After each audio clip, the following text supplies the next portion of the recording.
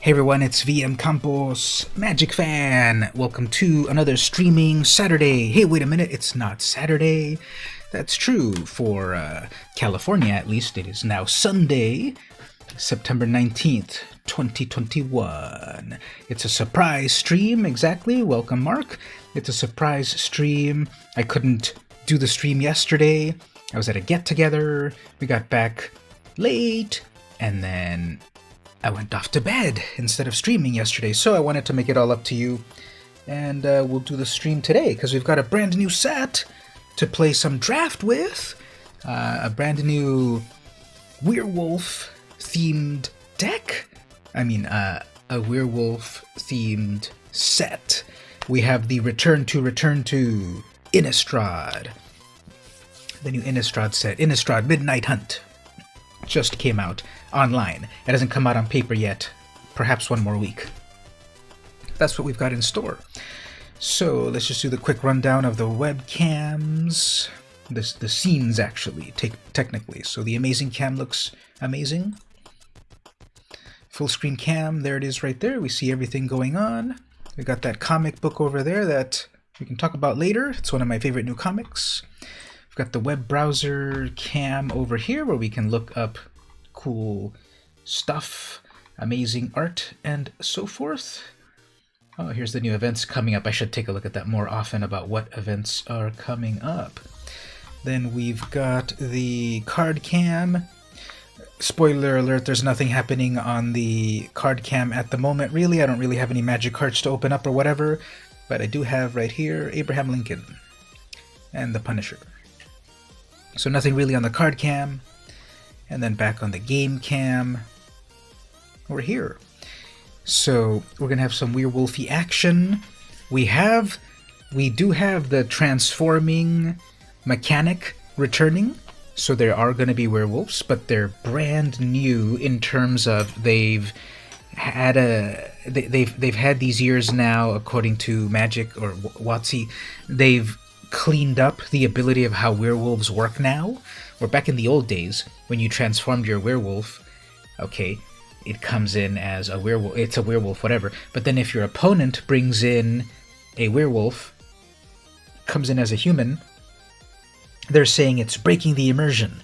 So now there's the new mechanic that it will always be day or night, and therefore when someone casts a human/werewolf card, it will either come in as the human or the werewolf, depending on the game state of day or night as the game progresses. Obviously in digital, there's very little to keep track of. It'll keep track of it for us. Is it day or night?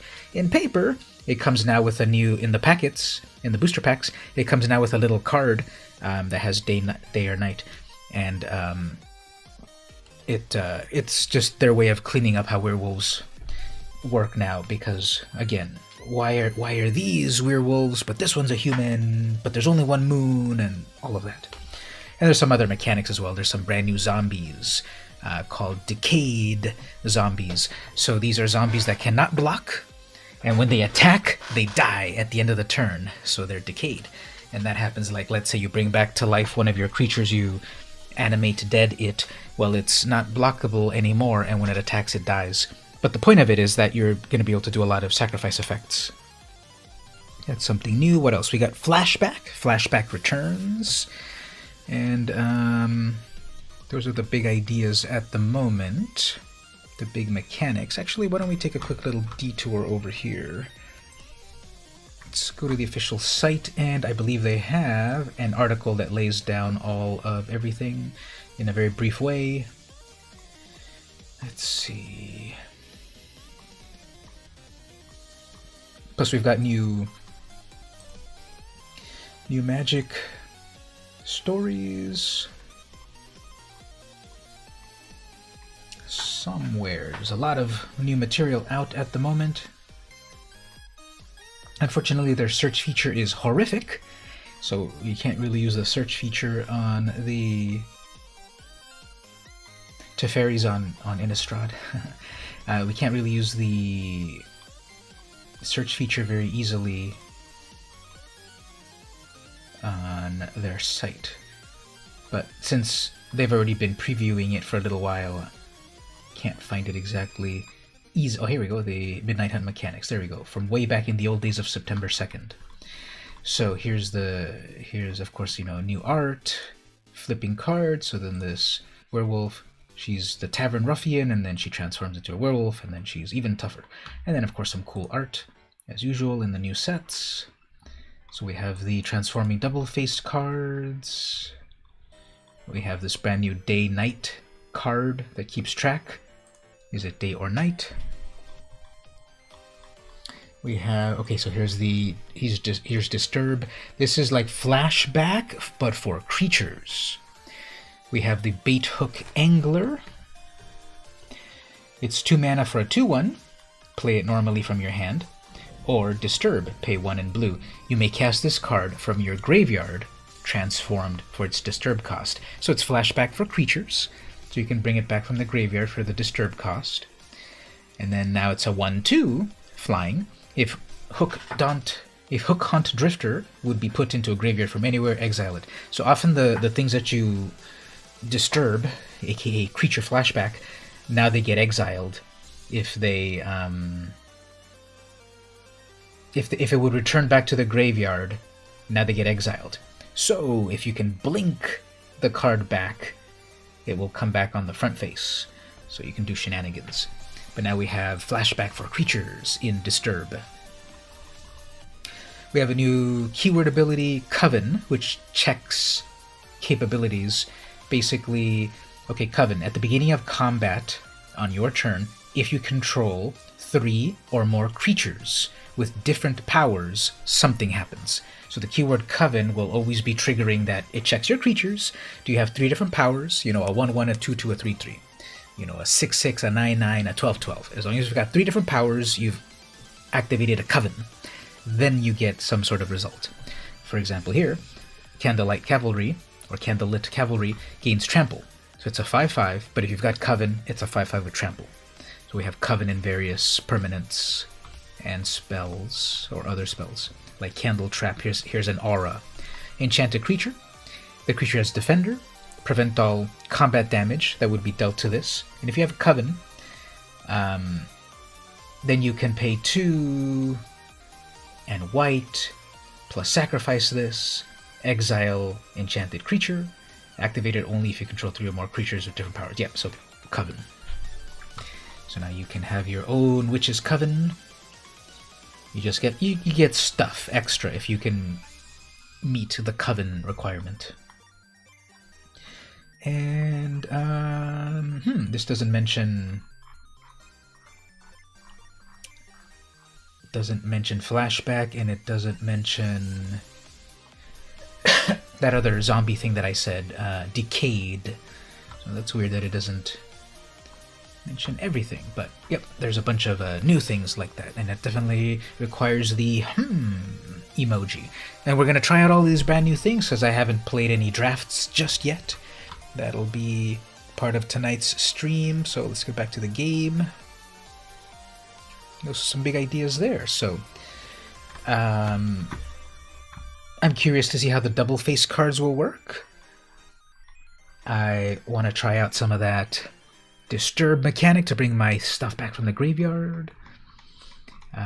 Coven, I think Coven will be more tricky than we would like it to be. I'm not a big fan of like keeping track of a bunch of things. Hey Stevie, how are you doing? Welcome to the stream. We're just talking about the brand new set that just came out. Innistrad Midnight Hunt. So it's all about werewolves. It's a brand new scary set. Although the original Innistrad was more like classic horror monsters, like zombies and Frankensteins and all of that. And then the second entry into Innistrad was more Eldrazi related. And now this third one is a little bit more like, they're calling it like Midsommar style horror. And if you know about that movie, it was a recent movie that came out about nature horror, as in cults and dark rituals and all of that, and more of like the wilderness and such. So the first two Innistrads were more about the horror in the towns, and now here's like the horror out in the outskirts. So we'll see how it comes together. People loved the first Innistrad. People loved the second Innistrad less because it had more of a focus on the eldritch horrors of Eldrazi. And we'll see how it goes for this one, because I would have liked it to be like the original Innistrad horror, which I never played, but looking at those older cards, it feels cool. And this one is a little bit more of, again, nature horror and that sort of thing. We'll see how it goes.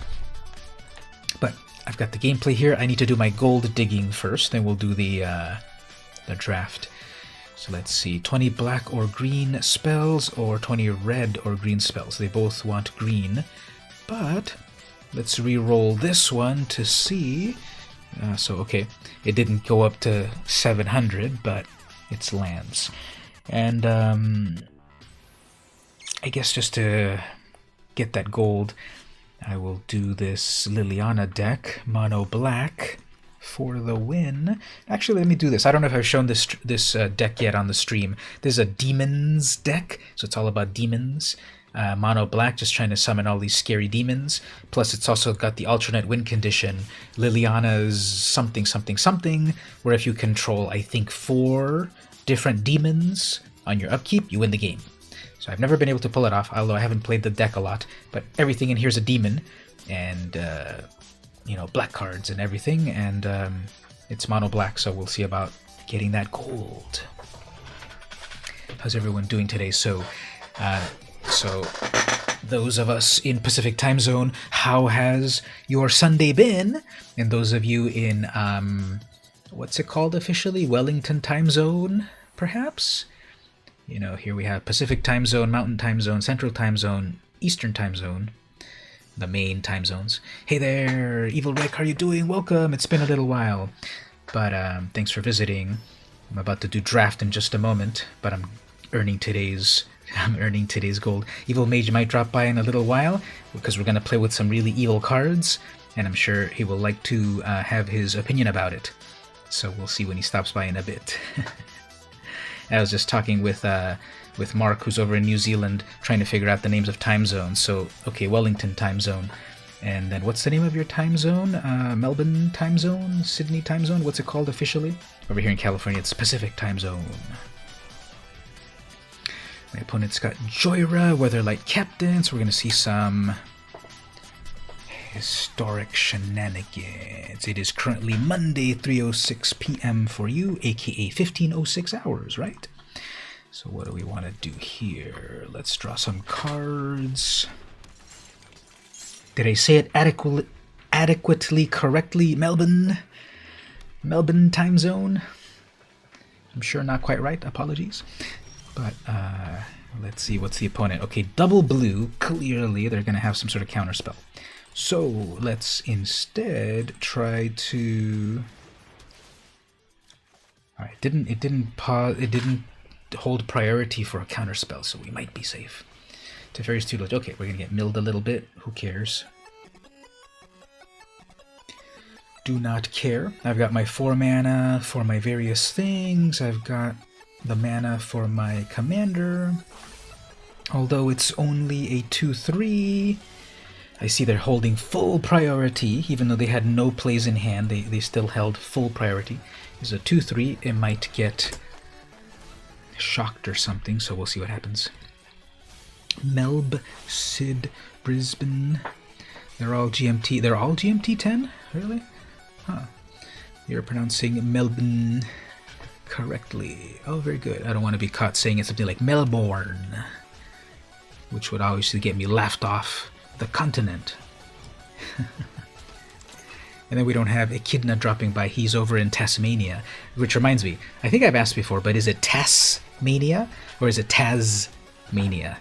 It's not just like the, well, Psy is totally popping off.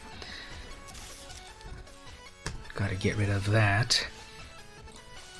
That is Value Town. Let us get rid of that. And then...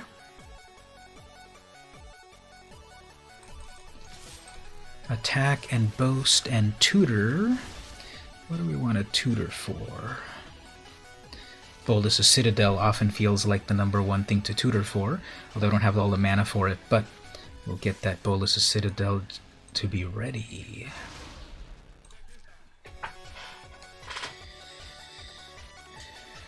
Single block, Tasmania. Alright, got it. The math versus maths. Ah, man, they so dumb.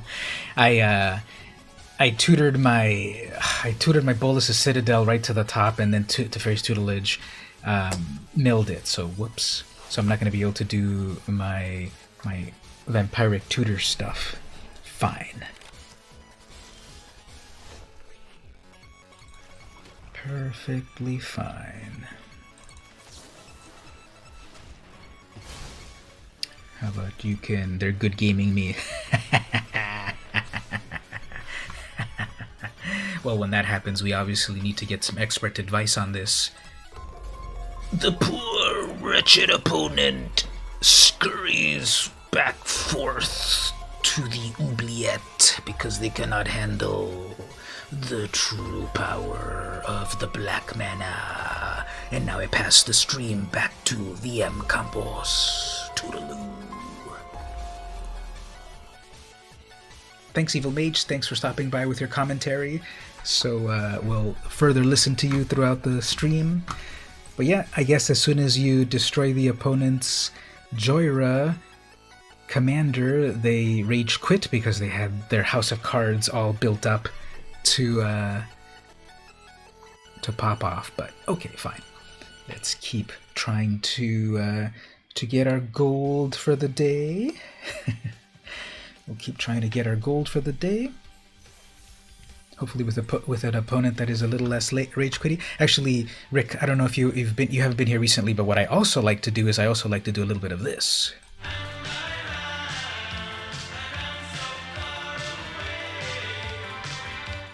I have all of these music video snippets to play at the appropriate time based on the opponent's reactions or mine. Your 6-year-old is using a Westgate Regent against you in Brawl. Westgate Regent, I gotta look that one up. It gets very big very quickly. Let's look that one up. Sounds cool. Let's jump over to the browser for a moment. Westgate Regent on Brawl. Westgate. How many cards are named Westgate? Just one thing. Okay. Oh, it's from the brand new set. That's why it didn't fully sound familiar. 5 mana. It's a 4/4. It's got flying. It's got ward. Ooh, the opponent has to discard a card to just even be able to target it. I love it. And then whenever actually for the spell to resolve. Whenever Westgate Regent deals combat damage to a player, put that many +1s. So if it hits completely with 4 damage, it becomes an 8/8 after 1 hit. Pretty amazing. And not that expensive at the moment. 39 cents for the various printings. Ooh, look at that. We've got like a Bela Lugosi style artwork. Vintage style artwork. Yeah, it's a fun one. Westgate Regent. Thanks for sharing on that. Hopefully we get a copy of it as I play. That's why you always have a backup plan, backed up by another backup. Backup of backups is always very good. It finished you as a 16/16 flyer with ward, so that was difficult to get to. I was playing someone yesterday, I think it was Mono Blue, and they played that one spirit, I believe, from Kamigawa, that gives all of their creatures the first spell or ability that you target this creature with is countered. So it had a sort of like an automatic ward on it, and it was like I was not going to be able to beat that opponent, unfortunately. But that was very overpowered. It was that one Kamigawa spirit jellyfish thing. Alright, so we're dealing with Kalia. That'll be demons, angels, and dragons. No good removal coming up at the moment, but we've got some card draw plus my commander, but they're probably playing black removal. I don't want to mulligan. Arayo, that sounds about right. We can look it up in a moment here. Arayo. No, it wasn't that one. It was something related to something the glass spinner. Does that make sense? Glass kite, yeah. I think we're thinking about the same thing. Something the glass kite.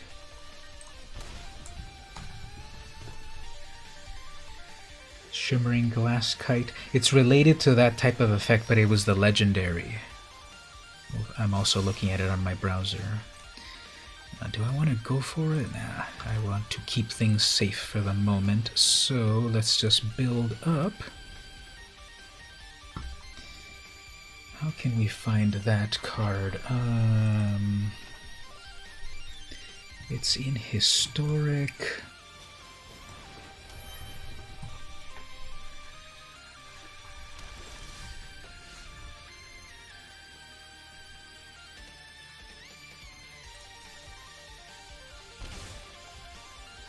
Bolus is Citadel, gimme. I have enough mana in case they kill my commander. They probably will. It's pausing priority on 2. That's probably 2 mana murder or whatever. That one power word kill, maybe? Heartless Act. Alright, well, that burned one. That burned one removal spell. Is it Kira? Possibly. That sounds about right. Yeah, there we go. Kira, Great Glass Spinner. That's it. Alright, there's Kalia. They're gonna grab some stuff. They whiffed. They whiffed completely with Kalia. Masswork Nexus. Alright. Perfectly fine. 4, 5, 6. Let's decline and play Bolus's Citadel. And win the game automatically, perhaps? Sure, give me that demon.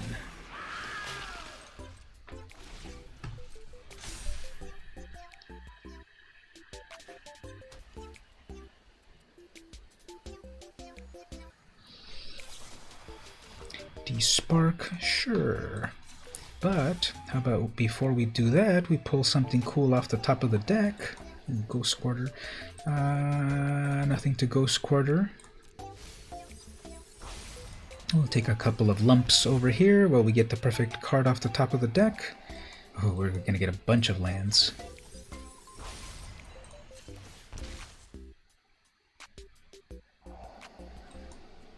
I want to pull removal. Come on, I've got removal.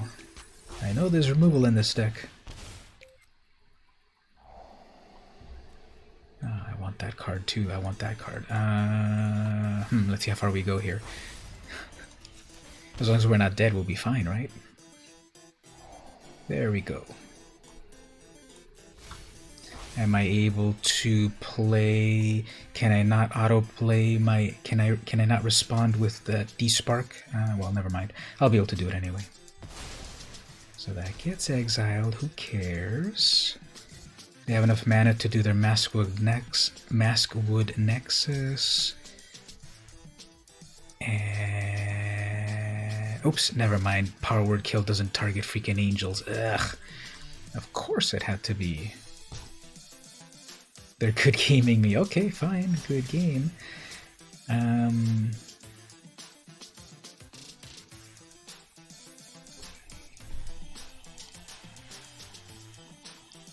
Well, power word kill still won't work against those shapeshifters that they will create because they are shapeshifters. But I'll be able to at least do this and gain back a little life.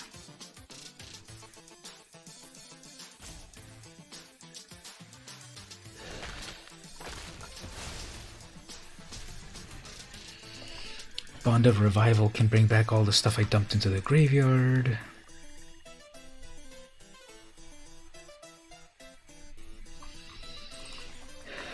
Ecor Wellspring.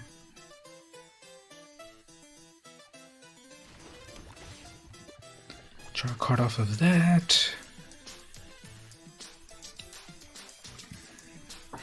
Do I want to pay 2 life? No, that's going to be a -5/-5. Whenever you cast this, if it was kicked, this gets toughness are equal to 20 minus the highest life total. That's going to be worthless. Alright. They'll create a shapeshifter. I believe it's a 2/2.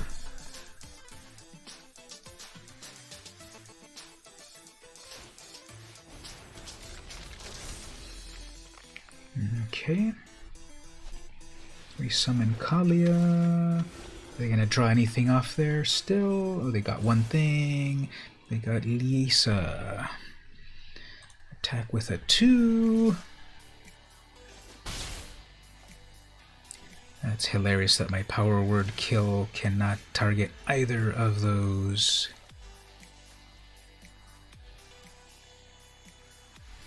And then bring back from 5 life, bring back something from the graveyard, but that's not gonna help.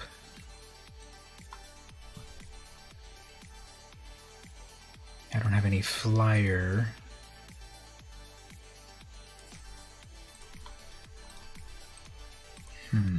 Not looking good. Let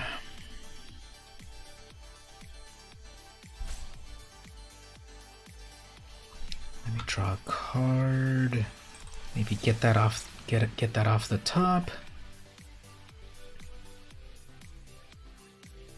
You still have enough mana to make another. They only need 3 mana, so yeah, I don't think I'm gonna be able to, unless I get a board wipe.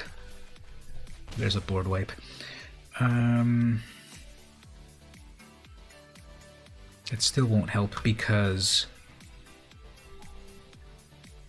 I'm down to 2 life. I have to pay 3 life for Bantu, and then I have got 2 life left, and then they'll make a 2/2. So don't have any way around this. If I play my commander at this point, at least I have a blocker on the ground. I'm still dead because then they'll just make another attacker. So yeah, this is completely dead. Whatever. Let's just wipe the board here to send a message that I can wipe the board. And then what else? Well, I guess then I'll make my blocker here. Okay, fine. I'm gonna be tapped out completely next turn. But we'll see about trying to serve. Oh, they didn't. They didn't create their. They didn't spend the mana to create a shapeshifter. Interesting. All right, bring her back one more time. Fine.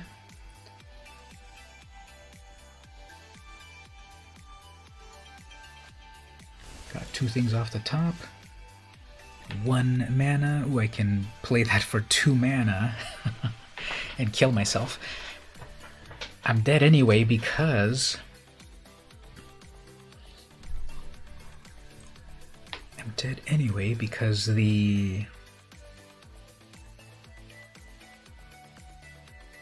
I have no air defense, and my power word kill doesn't affect angels.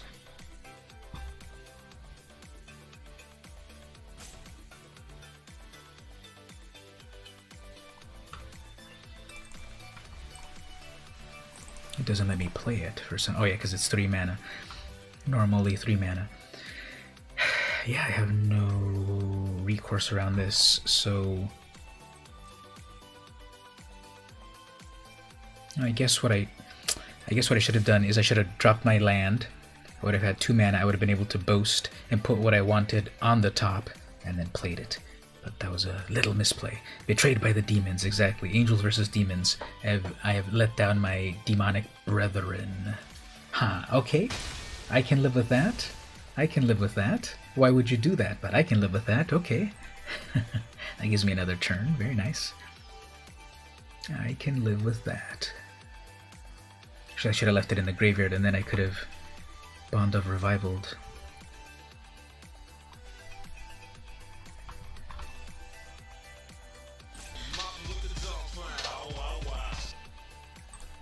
Alright, so the opponent might be asking themselves, why did I do that?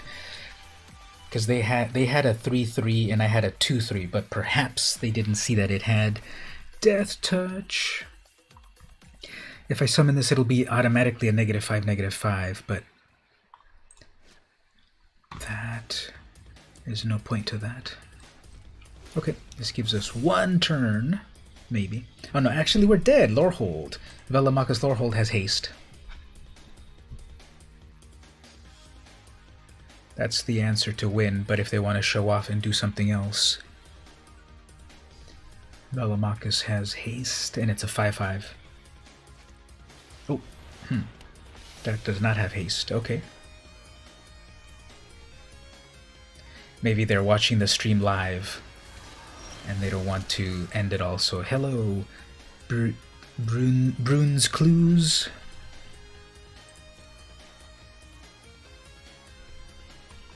Okay.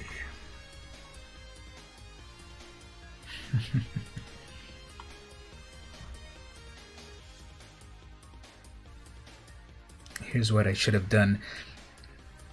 I should have left. Hey, Jakivas, thank you so much for the host. I'm trying to get out of the final death cycle right here. I need to hold on to my poison cup because then if they summon Velomachus, non-angel, non-demon, non-devil, non-dragon. Okay, so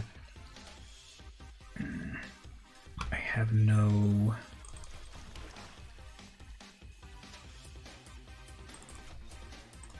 removal. It's 2 flyers.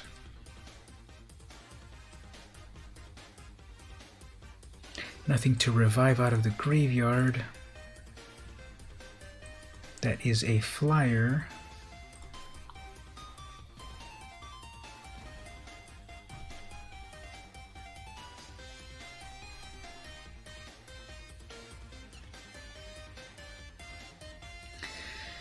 Seven mana in total. And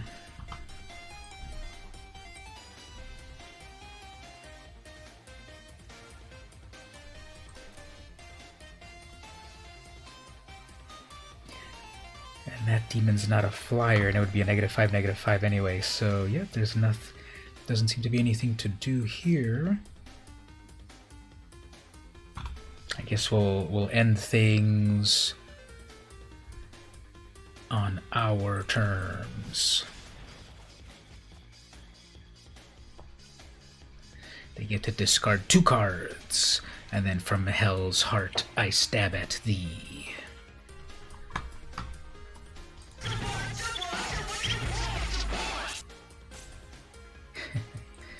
Yes, opponent, it is your turn. I passed priority, and then we go down with the ship together. It was just unfortunate that the power word kill versus the opponent where that was completely worthless. But let's go on to the next match here.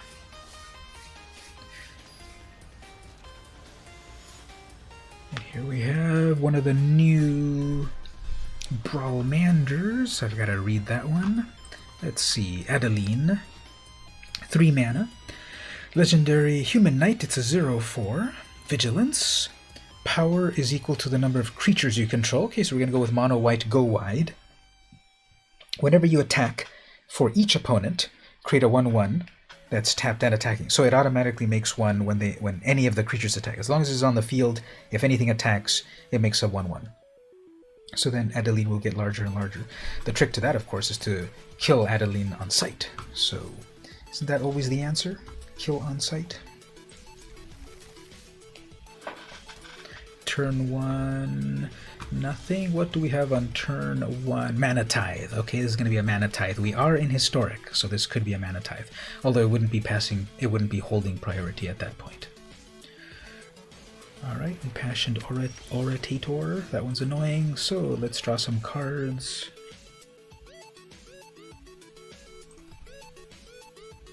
Actually, let's tuck that away, and then we'll draw some cards. Alright, 3 mana for their commander, and I have... Okay. Vigilance, and what else? At the beginning of your end step, create 1/1s. Okay, so definitely, yeah, Massacre Worm is necessary. Definitely. I have a Massacre Demon, this one right here, Demon of Dark Schemes. All creatures get -2/-2, so I just need 6 mana for it. But let's hold on to a blocker. They might pacify it, but at least let's see what they do.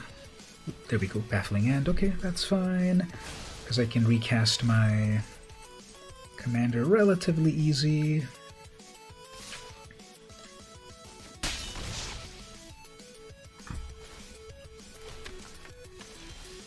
Fine. 4 mana. Let's draw some cards.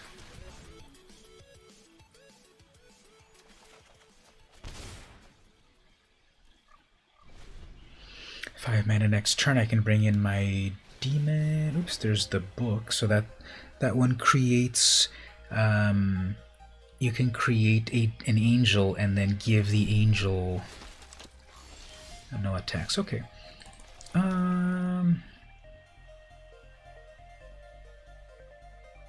Yeah, let's get rid of this for the moment because it's making a lot of stuff.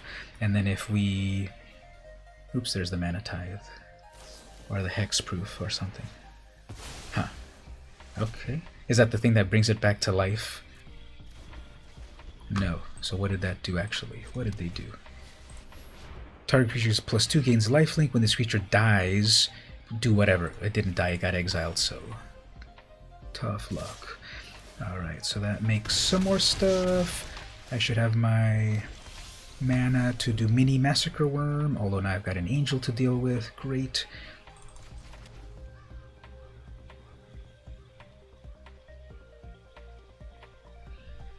If I mini Massacre Worm, that's going to wipe out a lot, and then just make that into a 2/4, and then next turn Vraska's Contempt. Or I can Vraska's Contempt now and make them recast that, although it'll be easy to recast. Or I can also play Bolas' Citadel, but I can't lose life. Okay, let's do mini Massacre Worm for the moment. Plus then I have a flyer as well. Plus I get a bunch of energy for some reason. What do I do with energy again? Pay 2 and energy, put our creature card from a graveyard onto the battlefield. Okay. So I can resurrect stuff. And now we've got the brand new mask. Gets a +1, cannot be blocked by big things. Okay. Fine. I will block this.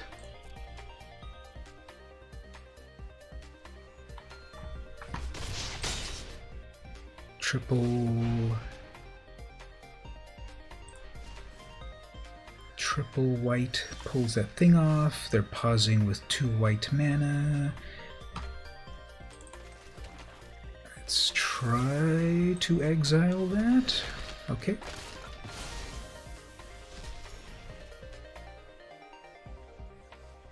And they got 32 life, but gotta get them, huh? Okay, are you sure you want to do that? Oh, there we go. We have the Righteousness. Okay, fine. Righteousness. That's been around since, like, limited edition alpha, right? And then I can Haunting Voyage to bring back my demon, my Massacre Demon. And I foretold it so it would bring back all my demons, but I think I've only got one. Yep. There we go. I can put their mask on again for unblockability. And a +2, okay. Getting close. But I have all my removal, so I'm sure that's coming soon. Although my commander could block it, and it's got Death Touch. Make another demon, and then I can't really tutor for anything good. Okay, well...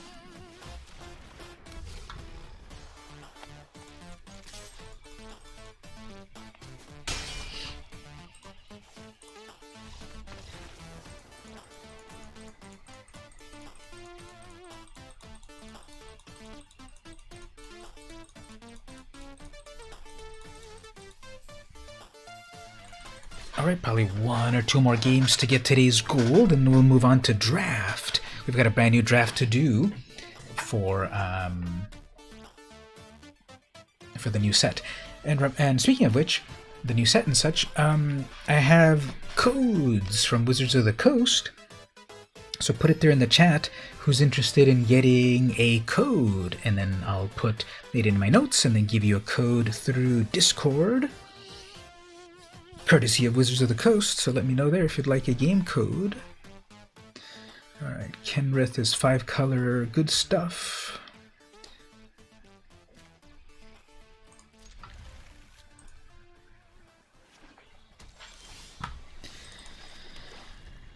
So we've got the Heartless Act ready to go.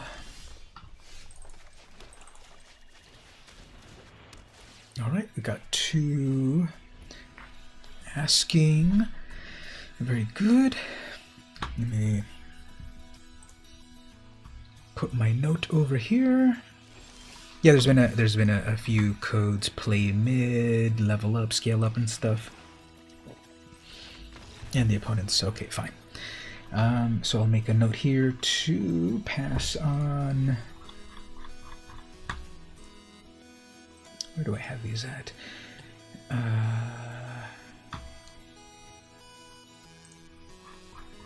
Courtesy of Wizards of the Coast, I have some codes to give away, but I need to find my file where I have those codes, so I'll just make a note over here.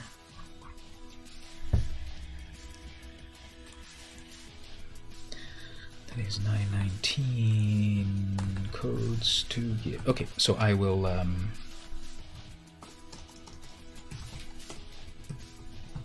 get those to you in a little bit. Let me confirm, though. I should have done this beforehand. Let me confirm.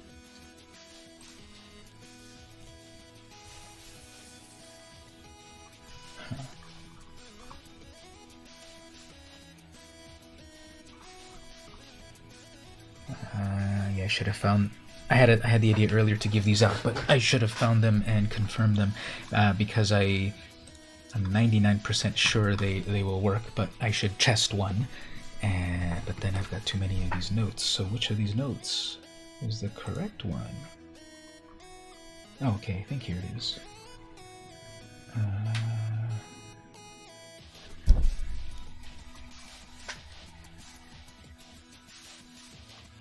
I think these are it. Yeah.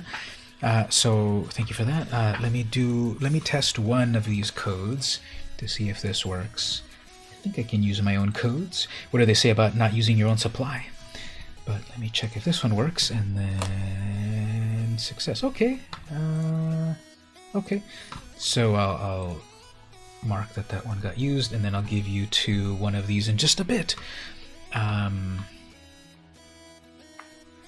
guess one more game, and then we'll get to the draft if the person doesn't quit, so I can play at least one more spell.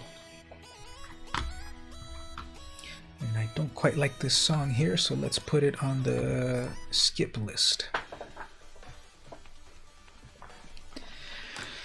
So how's everyone today? What are your plans for the upcoming week? Those of you some of you are already in the new week, but what are your plans for this upcoming week? Atheros. Ooh, I hate Atheros. How do I deal with Atheros? I have Introduction to Annihilation, and I have Introduction to Annihilation would be the only way to get rid of it.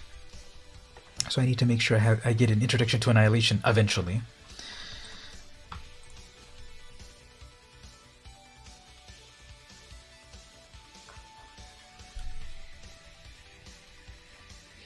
The more codes over at Draftism. I've got to look into that. Sounds cool.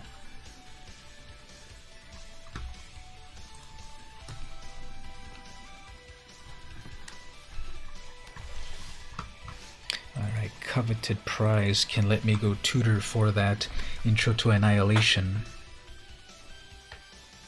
That'll be the only way to get rid of Atheros in my deck.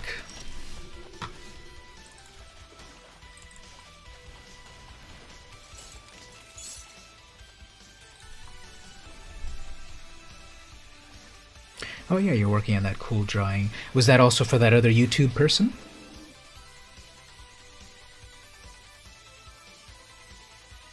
This might deter them from attacking me if they, yeah, so that's deterring them about, ooh, there's some, that can come back as an amazing demon, so I won't. So I won't attack. Oh, thank you for the link. I will check that in a bit. Let's bring over our Death Toucher, although obviously with Orjav colors they're going to have some removal, but we can replay our, oops, there's our Plague Crafty, fine. We can keep our Commander.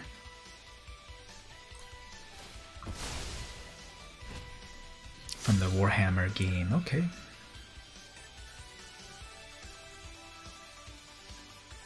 Gonna sacrifice that, which is fine. Nope, okay.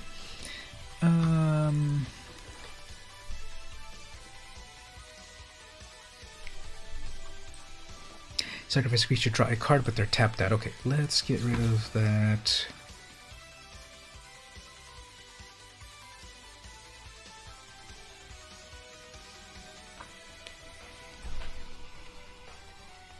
Let's get rid of that card draw engine.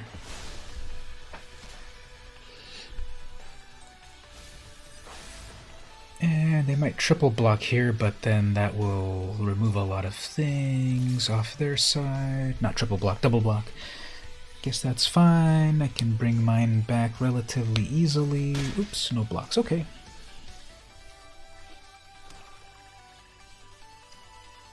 They're at 5 mana. Seraph of the Scales.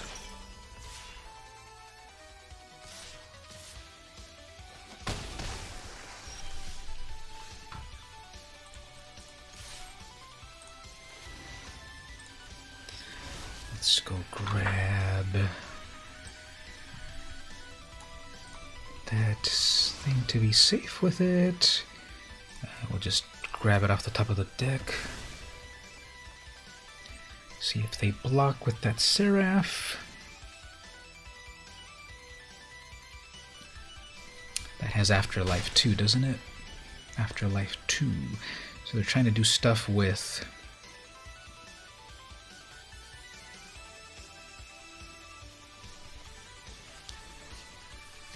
They're trying to do stuff with a bunch of creatures, I guess. They haven't used any real removal except for that Plague Crafter.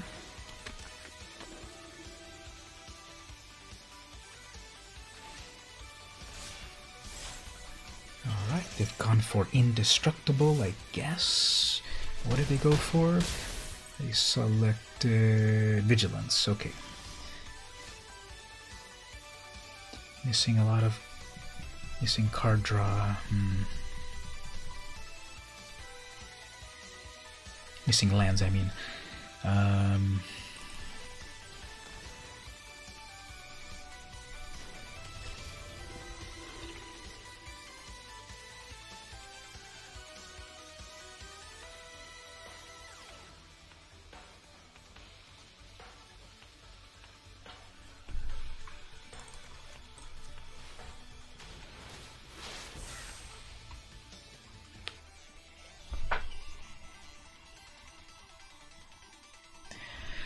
They have a big old scary 4/3 in the air. They can block a couple of things. They've got down to 2 cards. They probably play their land, play their Atheros. I need my 5th land to exile that card. Falling behind. Okay, so they've got their 6th mana, but that'll take 1 turn. That'll take 1 turn cycle.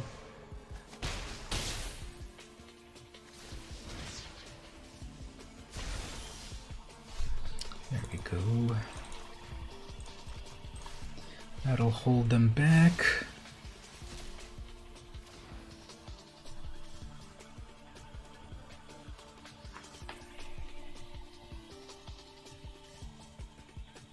No one expects their indestructible creature to be dealt with. So now I've got 2 more turns before they get the mana to resummon it. And what I need is a board wipe, but those 2 of their creatures have afterlife ability, so that won't help too much. I need to exile that Seraph. I got another big old scary flyer.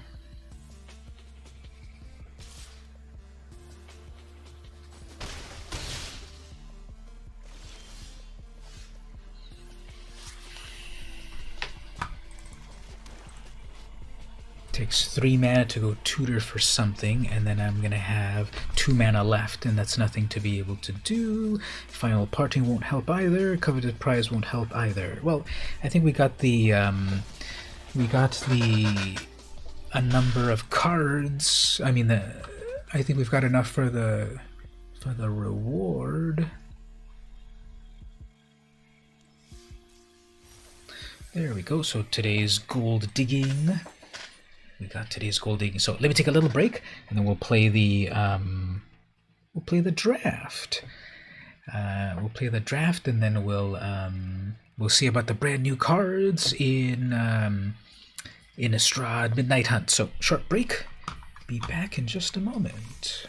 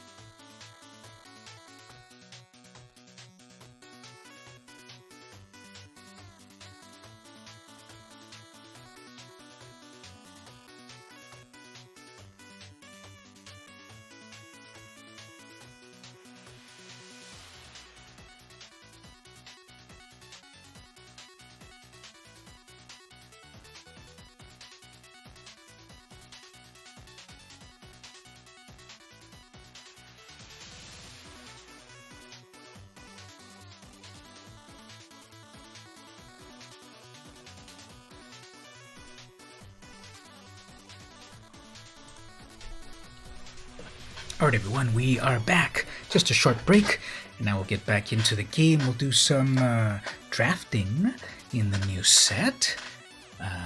And I pulled up here, I'll show it in a moment, I pulled up this, so on the booster packs, I don't have any at the moment, but the current booster packs, they are, in the last few sets, they've been putting a little cheat sheet card in there when you do drafts, to sort of remind you or guide you about what are some good color combinations and such. So let me pull it up right here.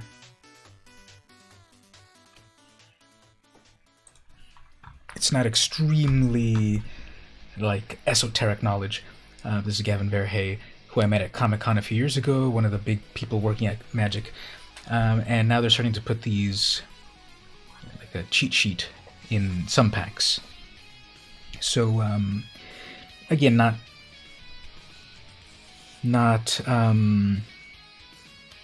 completely out of left field, like, okay, yeah, blue-white flyers, but here's spirits. We've got zombies going in blue-black, vampires in black-red, werewolves in green-red, humans in green-white, sacrifice in Orzhov, instants and sorceries, kind of obvious in Izzet, life and death in Golgari, kind of obvious, aggressive in Lorehold, and then flashback in what's the new cool name for it? Not Simic Grandpa, but what's the new name that they're using? Witherbloom, Silverquill, Lorehold, Prismari. What's blue-white? Witherbloom? I don't remember what the new name for it is anyway. But anyway, here's the little cheat sheet that I'll glance over once in a while as we do the draft.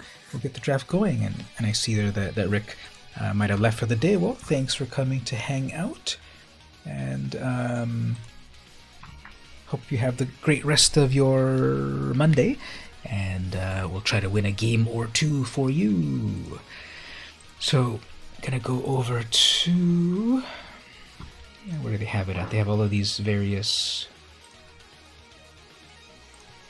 modes, but I'm looking for... here we go. Premier Draft, Midnight Hunt. One day they will give us Premier Draft Best of 3 ranked. At the moment, we have... I think we've got a Best of 3 traditional draft, but it's not ranked. And it shouldn't matter rankings, but it does matter rankings because at the end of the season, at the end of every month, you get a variety of rewards. If we look over here, where do we look? If you look right here, the higher you get on the various constructed or limited levels, the more rewards you get. And usually I'm getting, in constructed, I'm getting platinum. I'm getting usually often between gold, platinum, or diamond in constructed, so that's between 2 and 4 packs for free. And then the same thing with limited. So even though I would rather do best of 3 draft, as I think that is like more of the true way to play with sideboard and everything, it's not ranked, so you don't qualify for these things. And it's still mind-boggling that from gold and up, you only then get 1,000 gold. Even at the highest level, you only get 1,000 gold. You get 0 gold at bronze, 500 gold at silver, 1,000 at gold, and then after that, I would have thought 2,000 gold, 4,000, and 8,000, but it seems to be at 1,000. Very odd. And then you get some extra, get some card styles.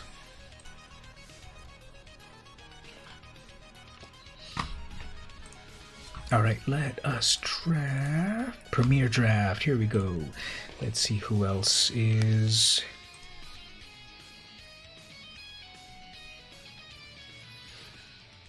Let's do a draft token. They just had a sale on a draft token, and I'll use it. Ooh, that filled up fast. People want to play.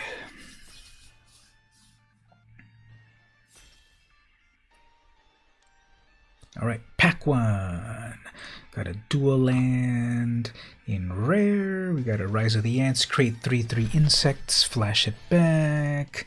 Corpse Cobble. At its additional cost, sacrifice creatures, create an XX huge creature. Then we've got a werewolf. It's a 2-mana werewolf that eventually becomes a 3/3. Ooh, and it's got other wolves you can. So it's a wolf lord. That might be something to start. The black and white ink drawings, those are very impressive, aren't they? This has got Coven. Candle, oh, that's the one that locks down the opponent's creature. We've got a flyer here, a 3/2 flyer. We've got werewolves, we got flyers. Vampire. Let's see what happens. There's 3 things I want here. I want that candle trap, I want that glade drifter, and I want that werewolf, but I'll get the werewolf for the moment and see what else comes by. So we've got in Odric's Outrider, it's a 2/4 human knight. Whenever, okay, this is the humans deck, put a +1 counter. Whenever this or another creature you control dies. Okay, so it's things die, it gets stronger. Here's a human soldier with Disturb. Rite of Oblivion. As additional cost, sacrifice a non-land permanent, exile, target non-land permanent. So exile your own permanent and then exile their thing. Now sacrifice your thing and then exile their thing. A natural Moonrise sorcery. It becomes night. Until end of turn, target creature gets +1. Trample. And we have a possible flyer human. Sorcery to put counters. Lamhold Harrier, here's a wolf. Well, it's a 2/2 for 2. That's wolf with my other wolf capability. Path of the Festival. Search your library for a basic land. Put it to battlefield. Okay, so here's the Kodama's Reach of the set. Might grab that in a bit. Crawl from the cellar. Return a creature from your graveyard to your hand. A lot of blue over here. There's that path. Diregraph Horde. It's a 3/4. When this enters, create 2 zombies. Evolving Wilds for mana fixing. An artifact that deals 3 damage to a creature. Or automatically kills werewolves. Blue counter spell. Pax Betrayal. Gain control target creature.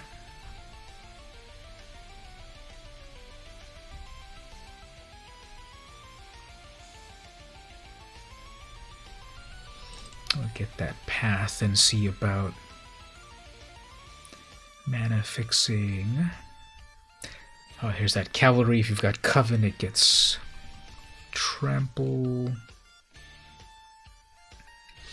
Olivia's Midnight Ambush instant. Something gets -2/-2. If it's night, it gets -13/-13.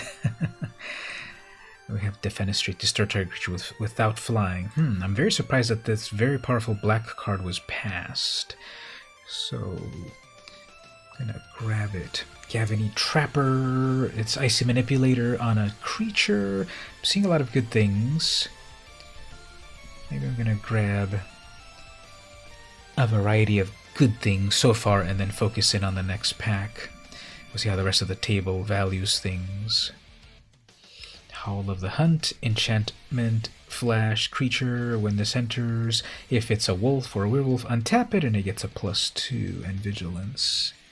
Flare of Faith, creature gets +2. If it's human, it gets +3. Morning Patrol 2/3 comes back with vigilance. Another removal spell there. It's very, very flavorful, definitely.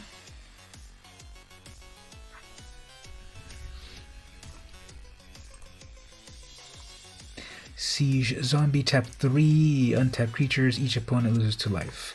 Does not seem very impressive. Burning the Accursed Burn deals 5 damage to target creature and 2 damage to its controller if that creature would die. Well, that's some removal.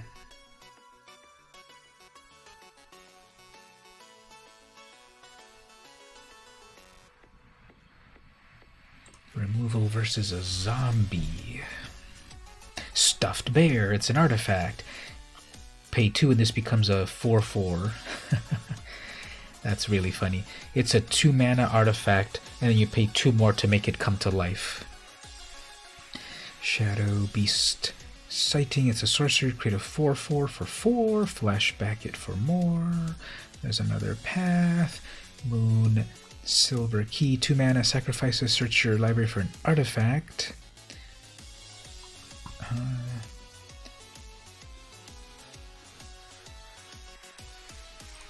Look at the art on this. Rotten Reunion. This is the classic American painting, which I believe is called American Gothic, of the husband and wife in front of their farmstead. It's a classic American painting. But here they're zombies. And they kind of look a little cartoony. No one wants a stuffed bear, huh? A 4/4 for 2 mana that you can play over and over doesn't seem too bad.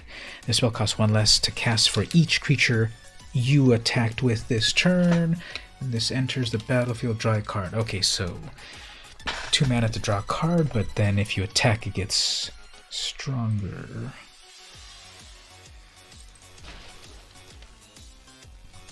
Let's see who else is on the table. Lurgoyf, Eodenone,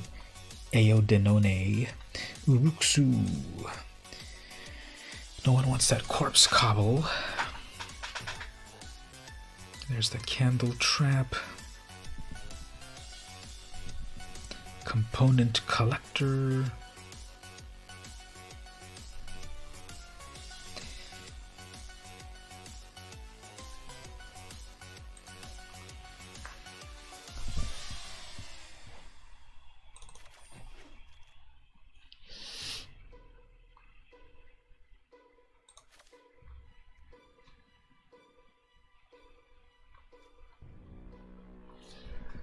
Three flash flyer, kind of like that. Who else is here? Uruksu Aisudo Sheru.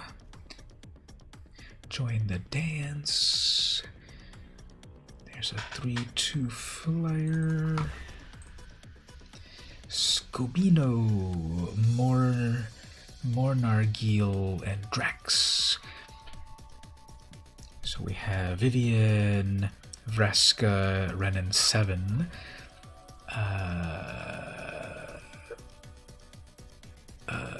Ugin. What's this one called again? What's the blue-white annoying guy called again?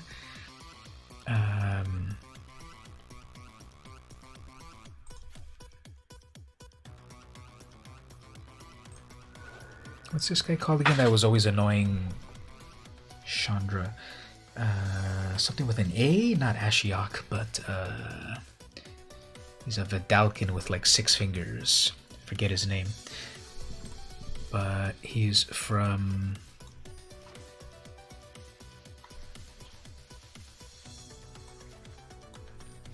Kaladesh. Burn down the house. Choose one. Deals 5 damage to each creature. Cool. That's a wipe. Or create 3 devils. When they die, they do damage. Then we've got... Ecstatic Awakener. It's a human wizard. It's a 1/1. Sacrifice another creature, draw a card, then transform it. This can become a 1/1. I mean a 4/4.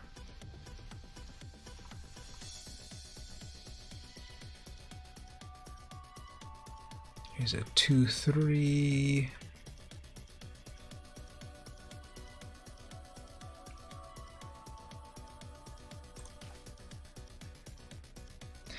Or again, Hoarder. When this enters the battlefield, look up the top 3 cards, put 1 of them to your hand, the rest to your graveyard. Devious Cover-Up. It's pretty dark art right there. Someone became a scarecrow. Another one of these Diregraph Hordes.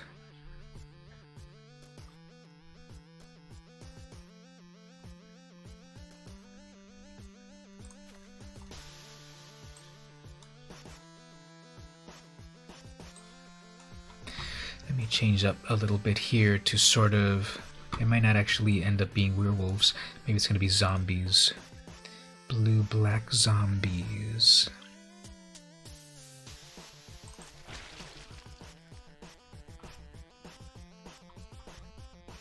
Sudden vitality with some really scary art.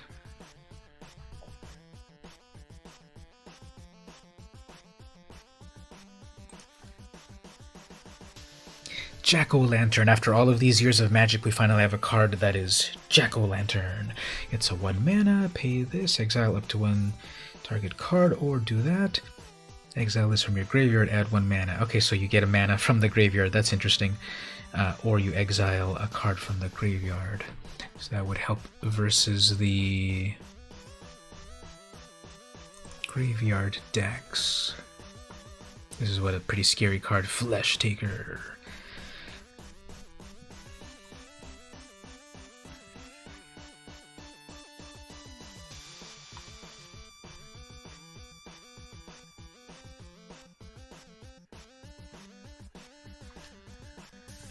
We have the return of scarecrows as artifacts. Oh, here we go. Here we've got a zombie lord. Other zombies you control get +1/+0. Battle stitched scab. Is it scab or scab? Probably scab, right? Locked in the cemetery. Enchanted creature. See about grabbing that in a bit. That's a little bit of removal. Mysterious Tome. Draw a card, transform it. When it transforms, tap target non-land permanent.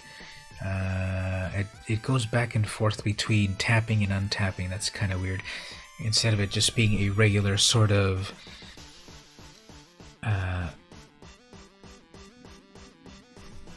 instead of being a straightforward icy manipulator. It draws, at least it draws you a card, but then it doesn't make you discard like often other effects do. Phantom Carriage, that art looks amazing.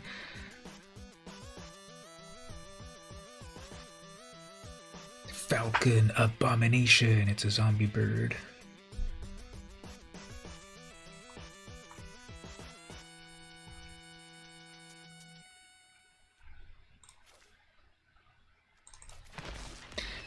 We've had so many a variety of like zombie this, zombie that.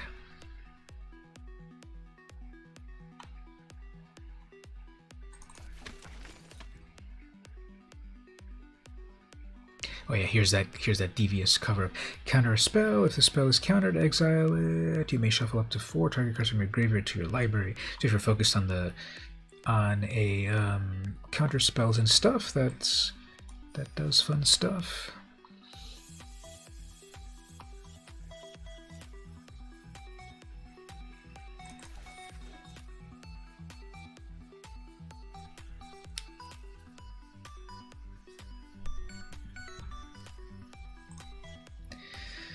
We've got Squobibno as the traffic jam, hoarding all of the packs.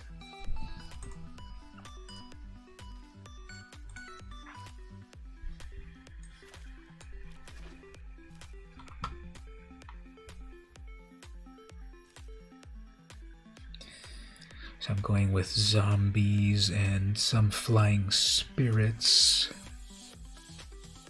Because I've got a couple of these defenestrators. Destroy a target creature without flying. The funny thing is that what they often do is that duress art looks amazing. What they often do is they put a great card like, okay, instantly destroy a non-flying creature, but the set is full of flying creatures like spirits. And I get the duress. Alright, third pack.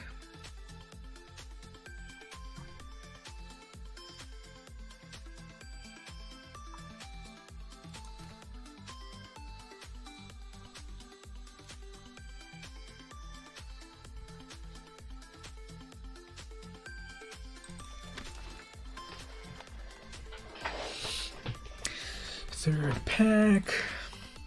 12 creatures. Oh, here's another scab. Alright, I'll take another zombie. So here's the new opt. Consider 1 blue instant. Look at the top card of your library. You may put that card into your graveyard. Draw a card. Where before it was scry to the bottom. In this sort of zombie themed deck, the ability to surveil, basically, is a little better because you could do stuff in the graveyard. Sludge Monster. It's a 5/5 horror. Whenever this enters the battlefield or attacks, put a slime counter on up to one other target creature. Non-horror creatures with slime counters on those lose all abilities and have base power and toughness 2. So it turns other things into 2/2s. That's kind of fun. It'll turn your opponent's things, if they've got one blocker, when it enters the battlefield and attacks, so you can weakify their creatures into 2/2s. They'll have to triple block in order to stop the Sludge Monster.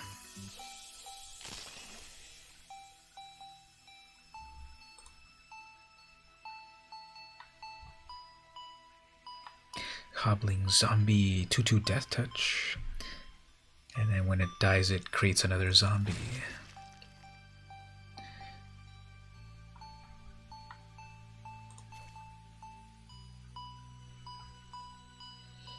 Battle Brand. Target creature gains Death Touch and draw a card.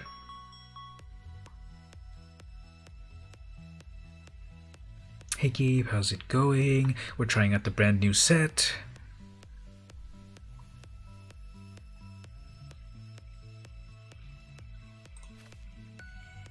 I'm going towards building a zombie deck. Blue, black zombies.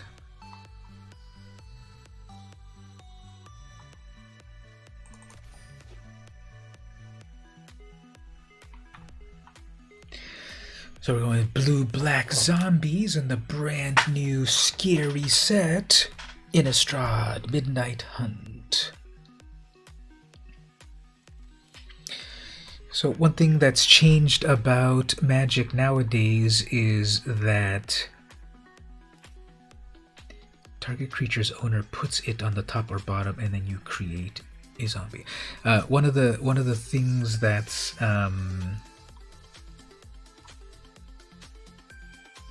new in Magic nowadays is they don't do the block model anymore. So back in the day, the very first block was Mirage, Visions, Weatherlight, which technically Weatherlight wasn't supposed to be part of the block, but okay, we were there. And then later we had I guess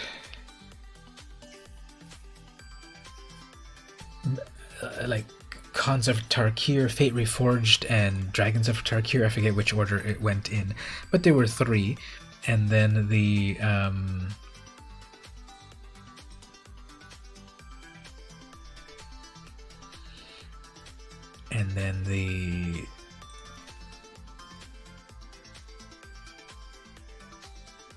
and then it reduced down to a 2-block model. So then we had Ixalan, Rivals of Ixalan.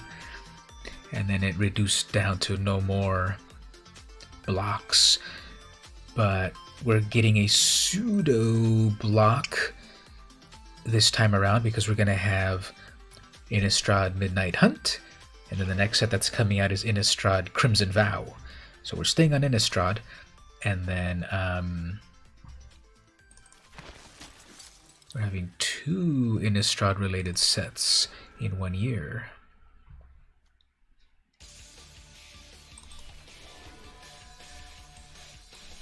And I personally prefer having actual blocks. I would do a 2-block model. Supposedly the 3-block model, people get tired of the set by the 3rd. They get tired of the block by the 3rd set, which I think that's, I don't know if I believe that. But Wizards of the Coast supposedly has a lot of data, and they say that people don't like the 3-block model. So we'll see. I just got a new sleeve. I got Professor Onyx and not Professor Onyx, and also that one from that other time. Remember Svialoon, Sea God, something or other. Let's put Obvious Liliana as the thing. Oh, and what I was doing also earlier, Gabe, I was giving out game codes. Anyone else that also joined recently, if you'd like a game code, courtesy of Wizards of the Coast, tell me there in the chat. Say yes, I want a game code, and I'll give you a game code a little bit later once I finish the stream. If anyone would like some game codes, let me know. Alright, so the deck is 19 creatures, 11 non-creatures. Let's see, let's do a quick overview of everything that I've got, and then we'll make the deck. So Fading Hope, 1 blue mana. Okay, let me just make a note here. I'll give you a game code in a bit.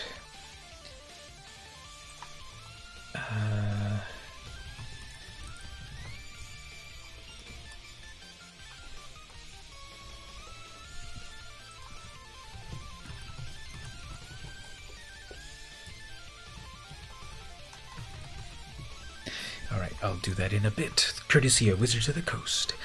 Okay, Fading Hope, instant 1 blue, return target creature to its owner's hand. If its mana value was 3 or less, scry 1. This is a little bit of basic removal to bounce something back to their hand, or it could bounce back that zombie token and then be even better, plus a scry. Crawl from the Cellar, 1 black, return target creature card from your graveyard to your hand, put a +1 on one of your zombies, and then flash back it for 4, sorcery. Duress, look at the opponent's hand, choose a non-creature, non-land card, and then discard. Probably, I think right off the bat I'm going to remove that Duress. Usually Duresses in Limited aren't amazing, those types of spells, because they don't affect the board. So one theory of playing draft properly is that you're affecting the board. Yeah, looking at their hand is valuable, and then having them remove something is valuable, but then you didn't do anything on your turn. Eaten Alive. 1 black sorcery as an additional cost. Sacrifice a creature or pay 4 more.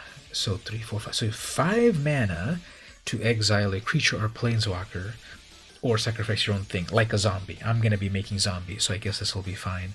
Plus, this also deals with planeswalkers, just in case someone gets one of the planeswalkers. Baithook Angler, 2 mana, it's a 2/1. Human, when it dies, you can cast it again from the graveyard, and then it comes back as a 1/2. Flying. Shipwreck Sifter, I ended up getting 3 of these. 2 mana, 1/2, Spirit, but it doesn't fly. When this enters the battlefield, draw a card, then discard a card. So you do a little bit of looting. Whenever you discard a Spirit or a card with Disturb, put a +1 on this. So you can make it larger if you're discarding the right thing, such as another copy of the same spell, maybe. Yeah, these are the brand new scary cards. Unblinking Observer, 2 mana, 2/1, tap it. It's a mana dork for blue. Spend this mana only to pay a disturb cost or cast an instant or sorcery. Maybe I'll cut that, depending on how many other disturb cards I have. Siege Zombie, 2 mana, 2/2, tap 3 untapped creatures. Each opponent loses 1 life. Not too amazing, but that could be a reason to use all of these decayed zombies. Since they're not going to be able to block, I could tap them all and then damage them. I ended up getting 2 of these zombie scabs. They give other zombies +1/+0, so make them even stronger. Those decayed zombies cannot block, but they can still attack, and they're 2/2s. But if I've got 2 of these scabs out, they would be 4/2s. So that's useful.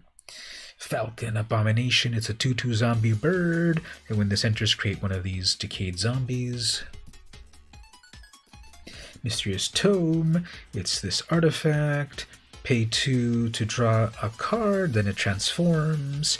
Once it's transformed, you can pay 1 to tap a non-land permanent, and then it transforms back. I don't know if I want this. It's a very slow Icy Manipulator. Very slow. Well, it can be done on 1 turn, although I would need 3 mana for this to work. Once it's on the battlefield, I pay 2 to draw the card, it flips over, and then I have the 1 mana ready to tap a thing. We'll see if it fits. I've got 45 cards so far. Defenestrate, 3 mana, instant, destroy a creature without flying.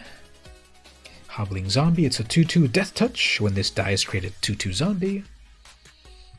Morbid Opportunist, it's a 1/3 for 3. Whenever 1 or more other creatures die, draw a card. You can only do it once. I think that'll be useful. These zombies that are dying could draw me a card.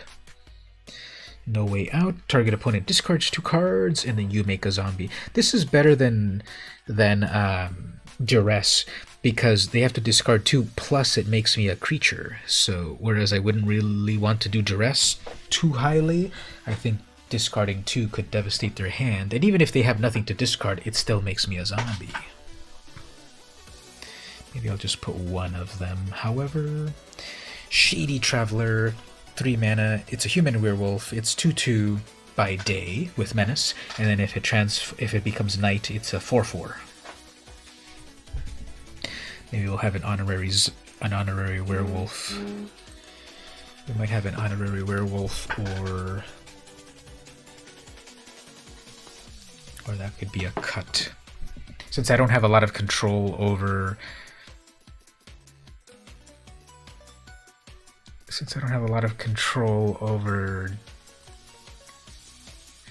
Okay, how does day-night work again? If it becomes day or night, or if a day-bound permanent enters the battlefield, now you track it. Okay, so as soon as this day-bound permanent enters, now we start to keep track of day or night, and then if a player casts no spells during their own turn, then it becomes night. Okay, that'll work.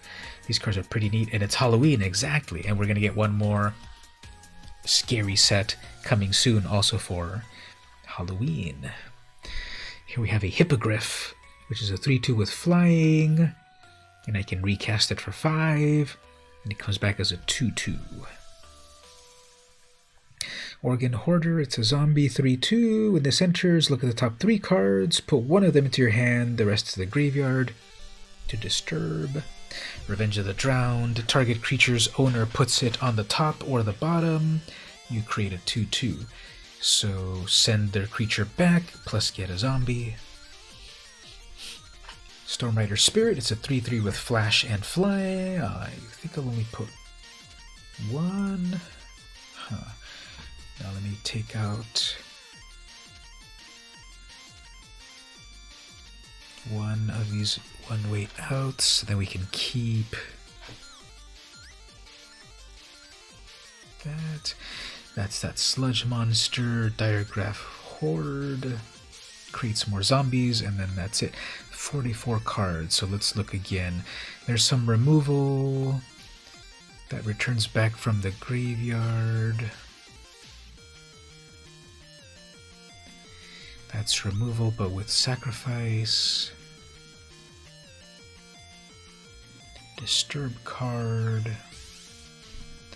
Card draw.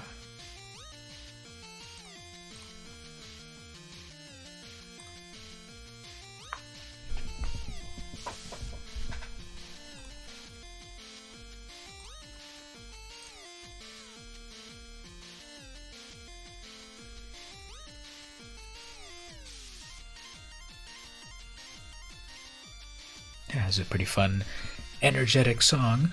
It doesn't fit at all with the style of this gameplay, but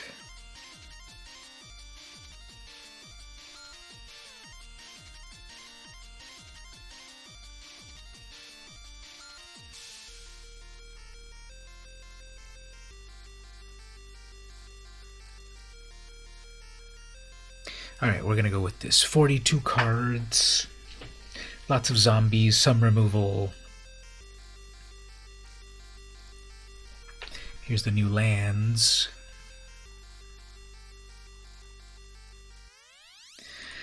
Let's give it a shot then with this deck. Here's the first game. Ooh, this art looks pretty epic right here. All of these warriors going off.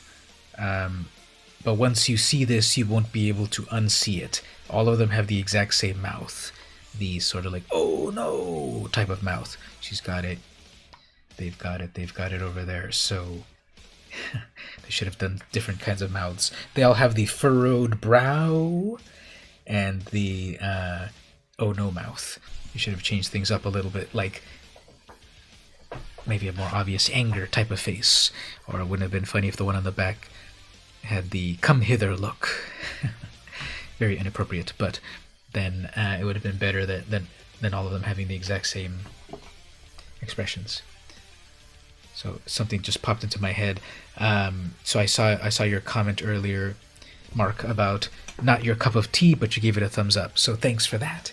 If people don't know what we're talking about, I just uploaded a new video to my YouTube where it's a fan-made music video that I made for one of my favorite musical acts. MC Chris. He's a nerdcore rapper. He raps about nerdy things. He raps about Star Wars. He raps about Taco Bell. He raps about Atari games. You know, he raps about nerdy stuff. And he debuted his big hit song Fett's Vet, which is a rap about Boba Fett from Star Wars, debuted in 2001, 20 years ago. And I've every time he's put out a new album, I've bought his albums. He's got like 10 albums. I buy them every time he puts them out. Every 2.5 years or so, he puts out a new album. Very enjoyable. And pretty cool guy. And so I like I made a fan music video of his Fett's Vet, taking footage from a variety of sources. And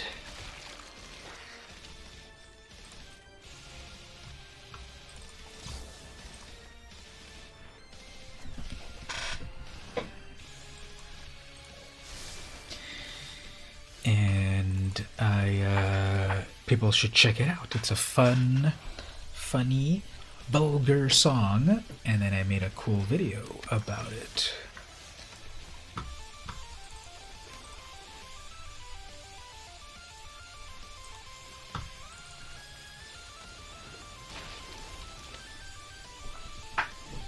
Alright, so they have their 1-3 when something dies. I guess they also tried to do blue-black zombies as well, so we'll see zombie versus zombie, although they're at silver and I'm at bronze.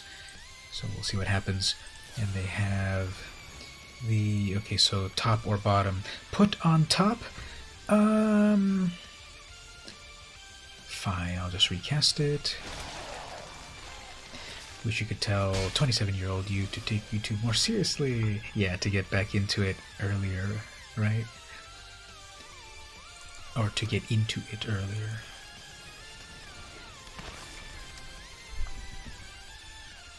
Yeah, thanks. Check it out. Give it a like, share it, tell everyone about MC Chris. Oh, I just noticed this is the brand new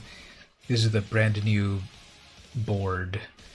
So we have like some crazy scary eyes in the corner, some shop doors. I'm clicking on this is the first time I've seen this game field. I wonder if you can tap stuff to do stuff. Curse of surveillance. Whoops, what does that curse do? At the beginning of each player's upkeep, any number of target players other than that player draws cards. Oh, wow, great. Fine, they're gonna get a free card draw. Okay,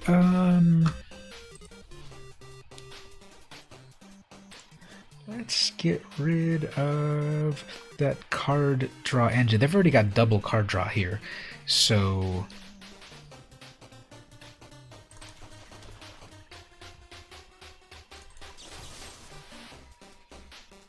let's get rid of their card draw engine, and then I'll go in for an attack. I'll bring out my ghoul next turn.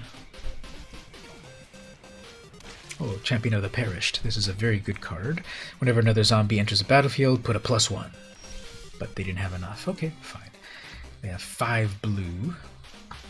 That's weird. And, whenever another zombie enters the battlefield under your control. Okay, so it wouldn't be that on my side it does anything. I have 5 blue and they're pausing. If I lose the ghoul versus the tome...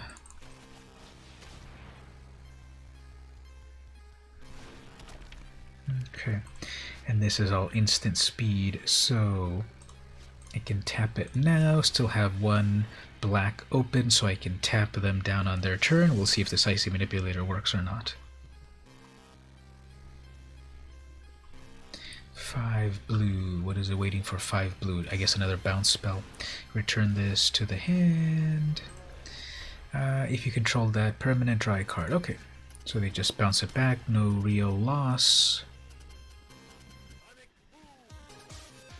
I just heard Guile say Sonic Boom on my music. I don't know if other people heard it. Alright, there's their own Zombo. I have double zombies. Exiling my stuff from the graveyard. That's now a 4/4. Well, Decisive Manipulator doesn't work exactly as I thought because it taps it to do its thing, so that's annoying.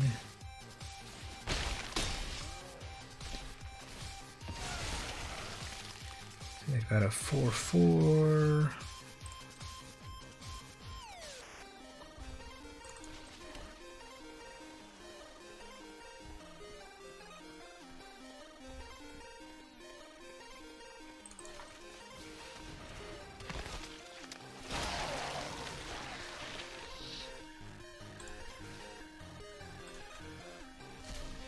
Two can play at that game. Okay, so I'll pass here, and then I'll be able to tap down their 4/4. If they make it larger, who cares? Ecstatic Awakener. That can turn into a 4/4 when you sacrifice. Okay, fine. They're gonna have a 4/4 there. Fine. It's on the ground.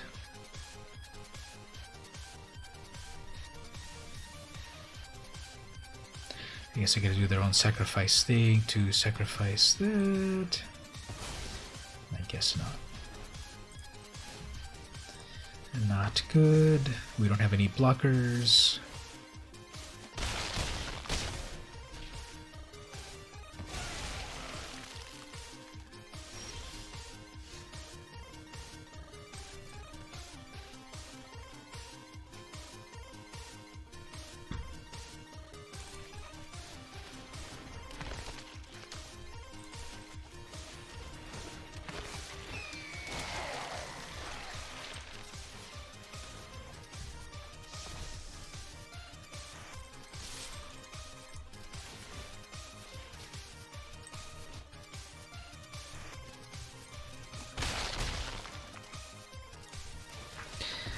So this decayed effect gives you two opportunities to do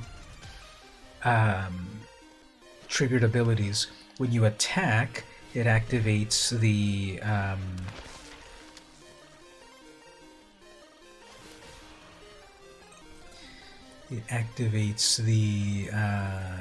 effect, and then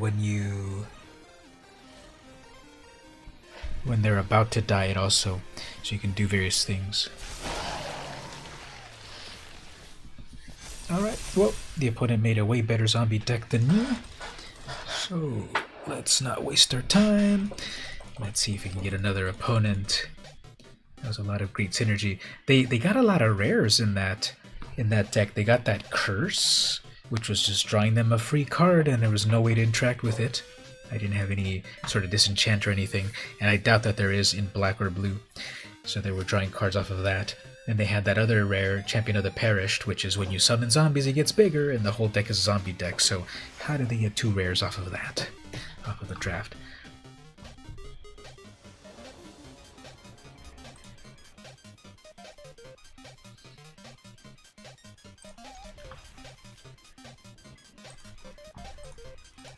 So here is the Innistrad, the streets of Innistrad, where the people carve pumpkins using Avacyn's... Oops, I accidentally blew out the candles. That's how you interact in this environment. You can blow out candles. Yeah, like that. Look, I blow out those candles. Don't tell me you've got duress and you're figuring out how to cast it. Wow. Took you that long to figure out duress, huh?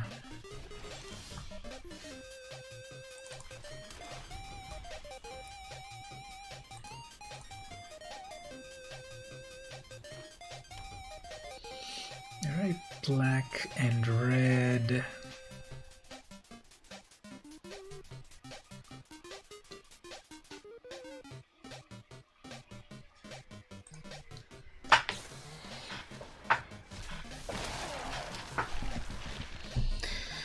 Alright, so the opponent has so far duressed something out of my hand and then made a zombie. I'm on my third land drop, still don't have anything meaningful to play. Very slow on my side, but they've managed to play two things already on curve. So we'll see.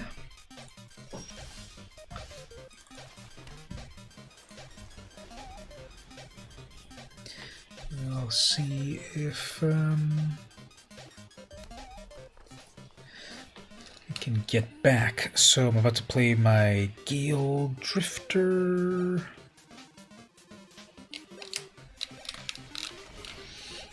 That is Daybound. Let's just get rid of it already before we have to worry about it. And the next turn I can make a 3-2. No attacks, okay.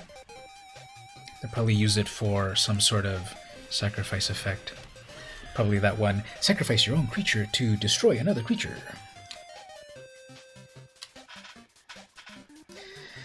Next turn, Sludge Monster, but I would rather, I guess, wait for the coast to be clear. That's a 3-1 with haste and life gain.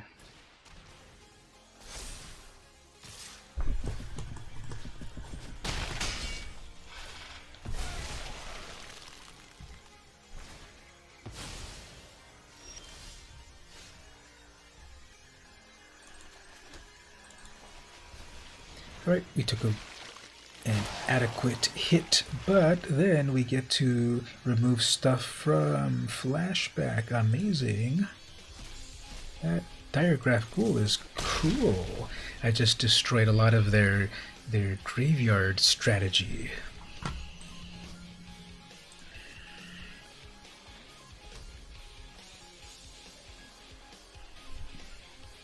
Sludge Monster when it enters.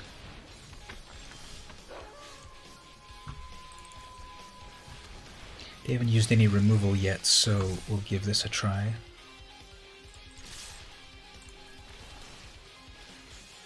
That's going to be pretty awkward with these decay zombies, that you're going to get that trigger every time about what would you like to do with your, and then you have to agree to it there. But obvious, and then this animation, this is taking way too long. I know they want to show off their animation of the thing decaying, but I think that takes way too long.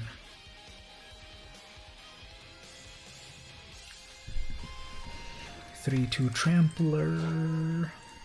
Fine.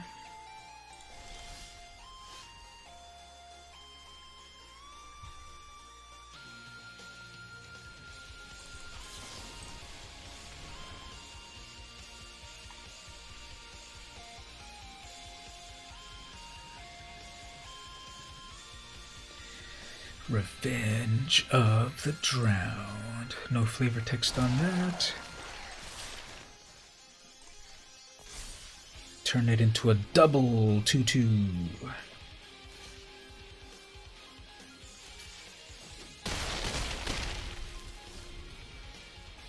Alright, this is working a little bit better versus this opponent. Maybe they haven't been able to get their best cards out, but we're getting close here. So let's plus our zombies, and then let's turn that into a 2/2. Alright, Zombie Horde for the win. Versus Dolo. And we're moving up. So I just need to get more opponents like that.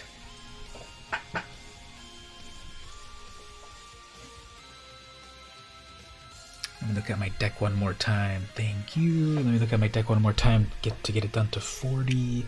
Maybe what felt. How did the deck feel so far? Yeah, Zombie Ambush. They never saw it coming. So that Fading Hope is useful to return it. I kind of don't like this Crawl from the Cellar, because if things are going to come back anyway from Disturb, why spend a card to bring it back? Give your zombie a +1. Not feeling it. So then, thank you. I might remove that No Way Out. Make them discard and then make a zombie. Although in theory, that is always...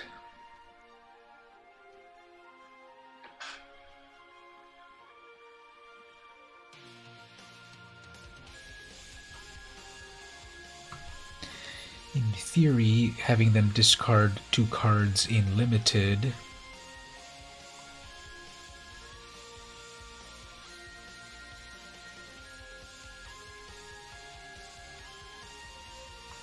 we'll try that. 41 cards. I'm vaguely thinking to remove that one Mind Rot. Mind Rot with upside. But we'll see. Oh, there's Palawa, aka Echidna, who is down in Tasmania. And we've got Cuba Gaming. She was on the podcast previously. I forget where she's at. Maybe Texas. And then who else was there? Mages and Mentors. Don't quite remember where he's at. So we've got a lot of blue stuff.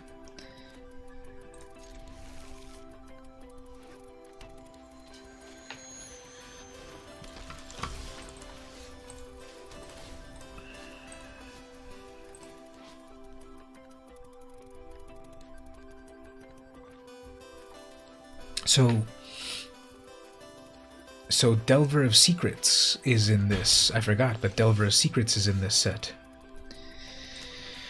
Alright, passing with open mana. Amazing. So I guess we will lose this Angler, but that'll get disturbed. Becomes a 3/2 flyer. At the beginning of your upkeep, look at the top card of your library. You may reveal this. If it's an instant, then transform it.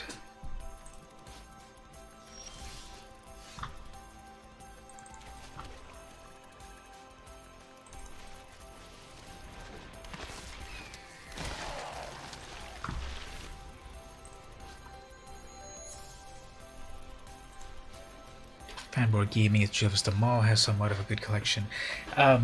Some of the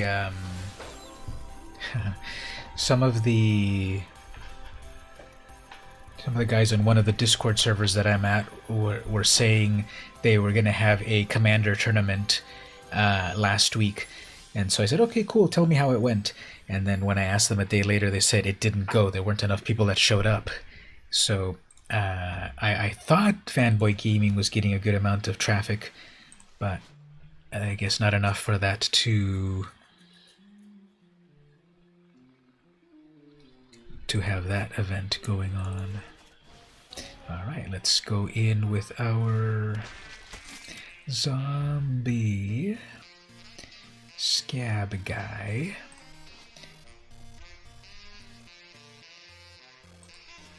So that might transform next turn. That's that ward card that I showed there.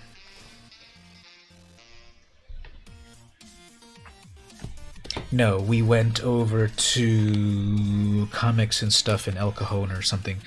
Fanboy Gaming's at the Chula Vista Mall. The Chula Vista Mall near, like, Five Guys. What else is there? Five Guys, Macy's, and all of that. The store we did. Yeah, yeah. No blocks. Fine. Take 6.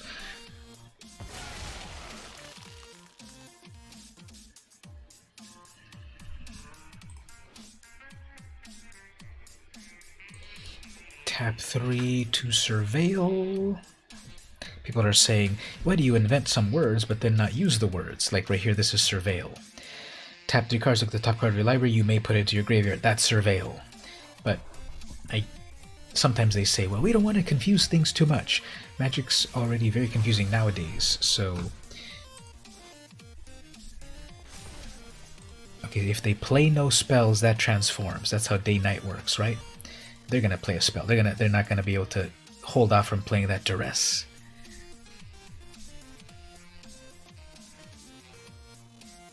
Yeah, they're looking at my scab. They want to kill it. Oop, they played duress, so that's not gonna transform. And none of my things will be targeted by that duress, so they lost their ability, and that won't transform. Thusly. All right, here's Eaten Alive. Do I have a way to Eaten Alive? They've already transformed their aberration. That's a 3/2 flyer.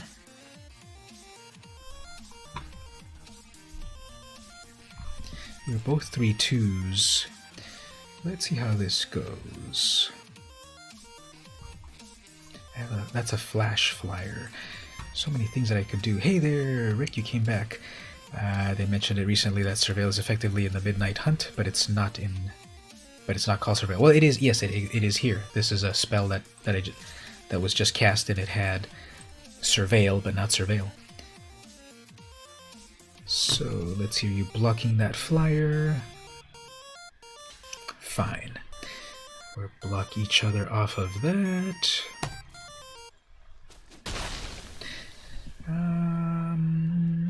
Let me set up right here with a big old 3/4. Eat something out of their graveyard. Let's get rid of these two things. Then we've got a couple of beautiful 3/2 zombies. So that 3/3 survey, that 3/3 ward doesn't even do anything. And then they pass. Okay, so now, okay, fine, you did it this time. But let's eat an alive here. Sacrifice one creature. Targeted creature. Am I targeting the thing I'm killing, or am I paying the cost? Yes, I want to target that. Sacrifice a creature. There we go. So I will discard a Shady Traveler.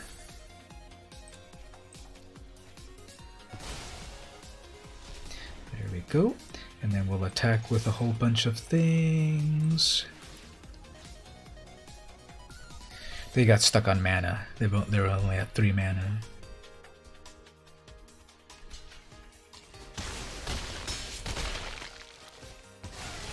That comes back. Let's disturb it. So now I've got my own flyer, and I made it day, I guess. Is that how that works? No, I cast 2 spells, so I made it day again. So it's a 3/2.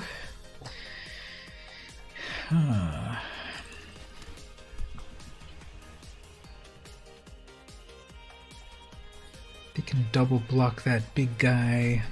They can't. That Storm Spirit is obviously in my hand.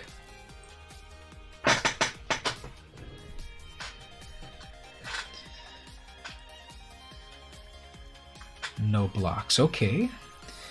That's a little scary. But we'll just keep building the board. And I'm at 19, they're at 1. They've been missing land drops.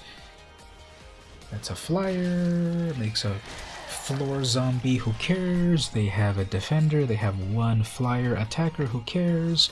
And that's it. Sorry, Dimmy Dingler. It didn't quite work out for you, but here we go. We got to the next level. Silver tier. And so far it's 2-1, I think? Is it 2-1 or 3-1? 2-1, right? This is perfect for the...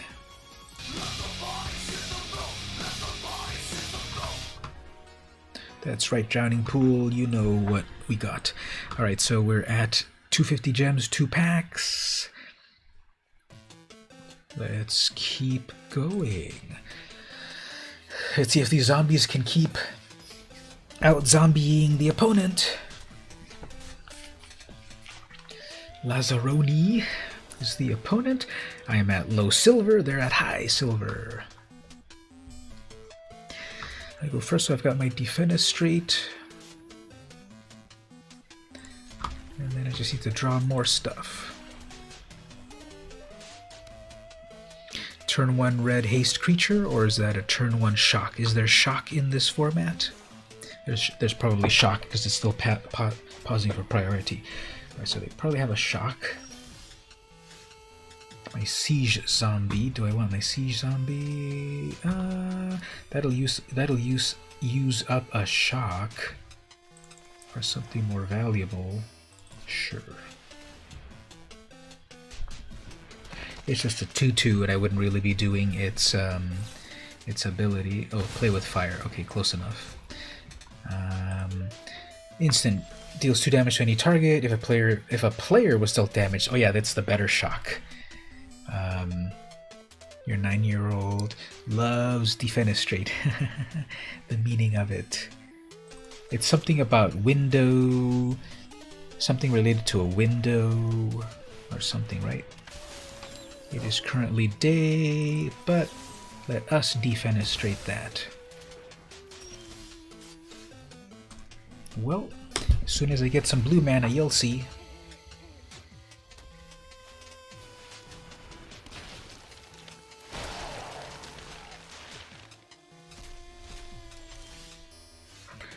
Yep, as soon as I get some blue mana, you'll see.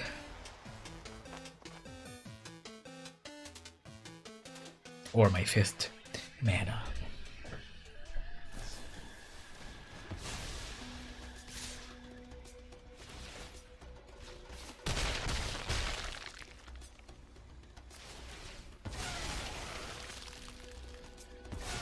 Yeah, they're going to need to, on the next update, they're going to need to update the decayed zombie animation, because if it takes that long for 2 zombies, it's going to be pretty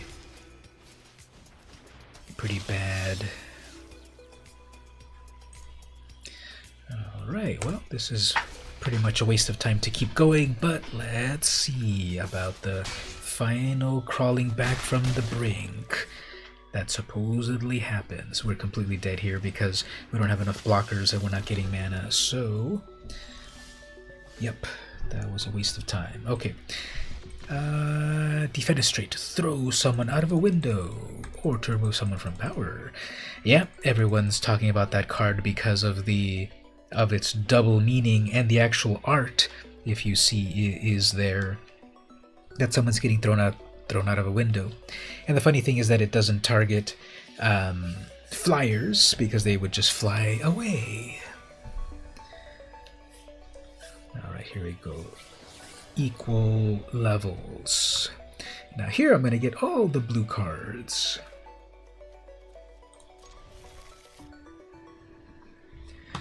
And so what I can do here is click to blow out those candles. 2/1 flyer that cannot block.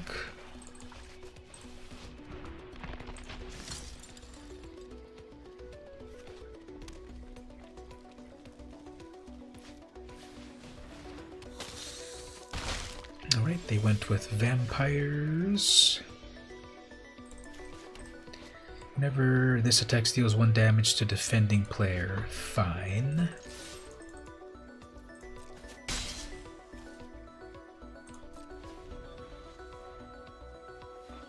They should be able to target flyers, but they don't get destroyed.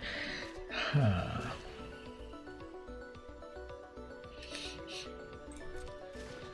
That seems strong.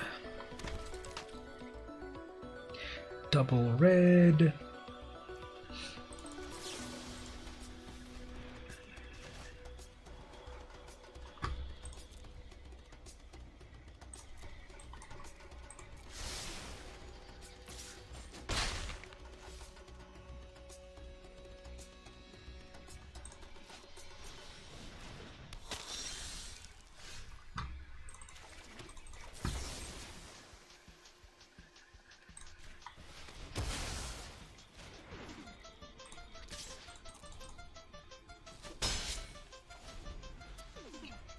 $16 versus $16, but they've got a flyer that I can't deal with at the moment. Do they have the spell that returns a thing? Of course they do. But then no mana to cast it.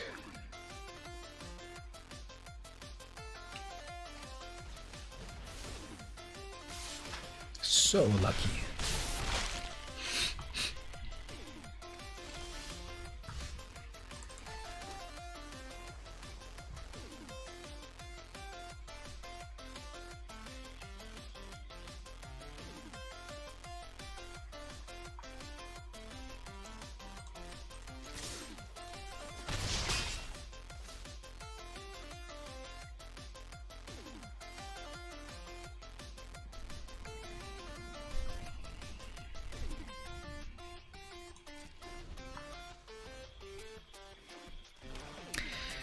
Alright, they've got 6 mana.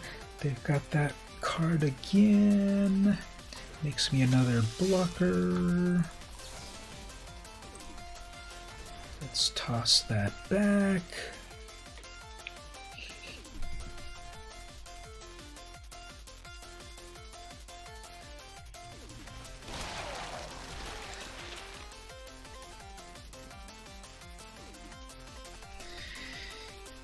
Get a human and a 3/2. It's a bit of a race.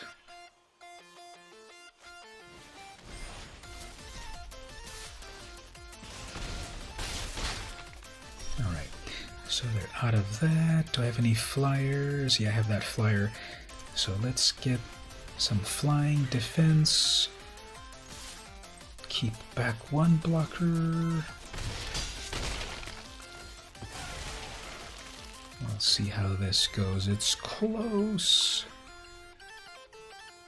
Nothing in their graveyard to bring back. They've got... How many of those did they have? Am I going insane? No, it's just that they keeps replaying it because they keep throwing it back to the deck. They got every single one of the unblockability things. Wow, amazing. But I have still one blocker. So now that's a 4/4. Fine. But...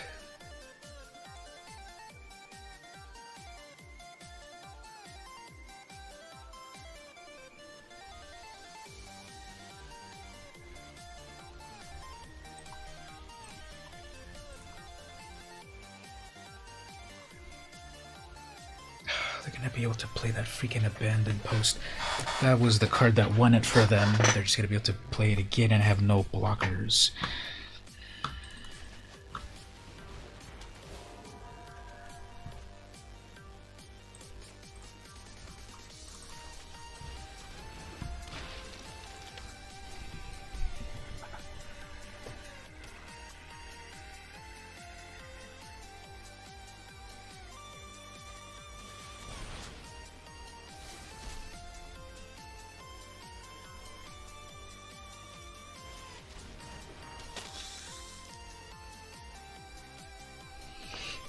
So I just have to make a lot of blockers.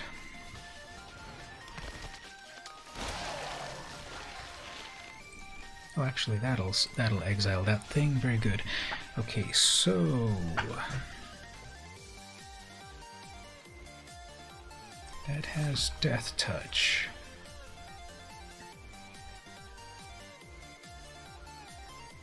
That was very, very useful, that Diregraph exiling stuff from the graveyard, then that exiled their tap ability spell.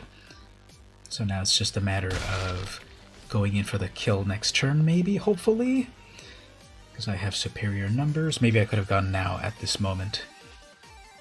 But I was bad at math. Okay, so what are they going to do with their final attacks? Those 3/2 zombies had... Okay, so they're going with everything. 1 damage off of that. I can block everything, in theory. If anything gets through with trample... That blocks everything, but they have 1 combat trick in hand. Is something gonna trample over? And I can't predict what would be their infuriate or whatever for the final damage. But I only have one blocker in the air.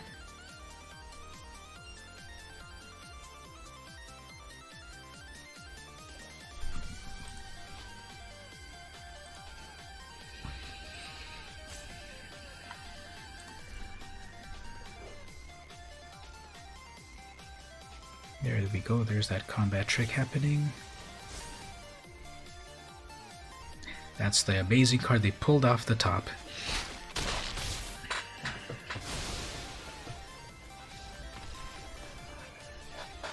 You love that RNG. Alright, well, let's claim the packs and then see what we got.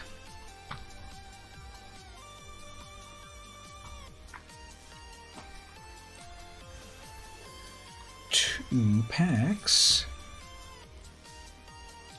Oh, did you see that? That looked weird for a moment.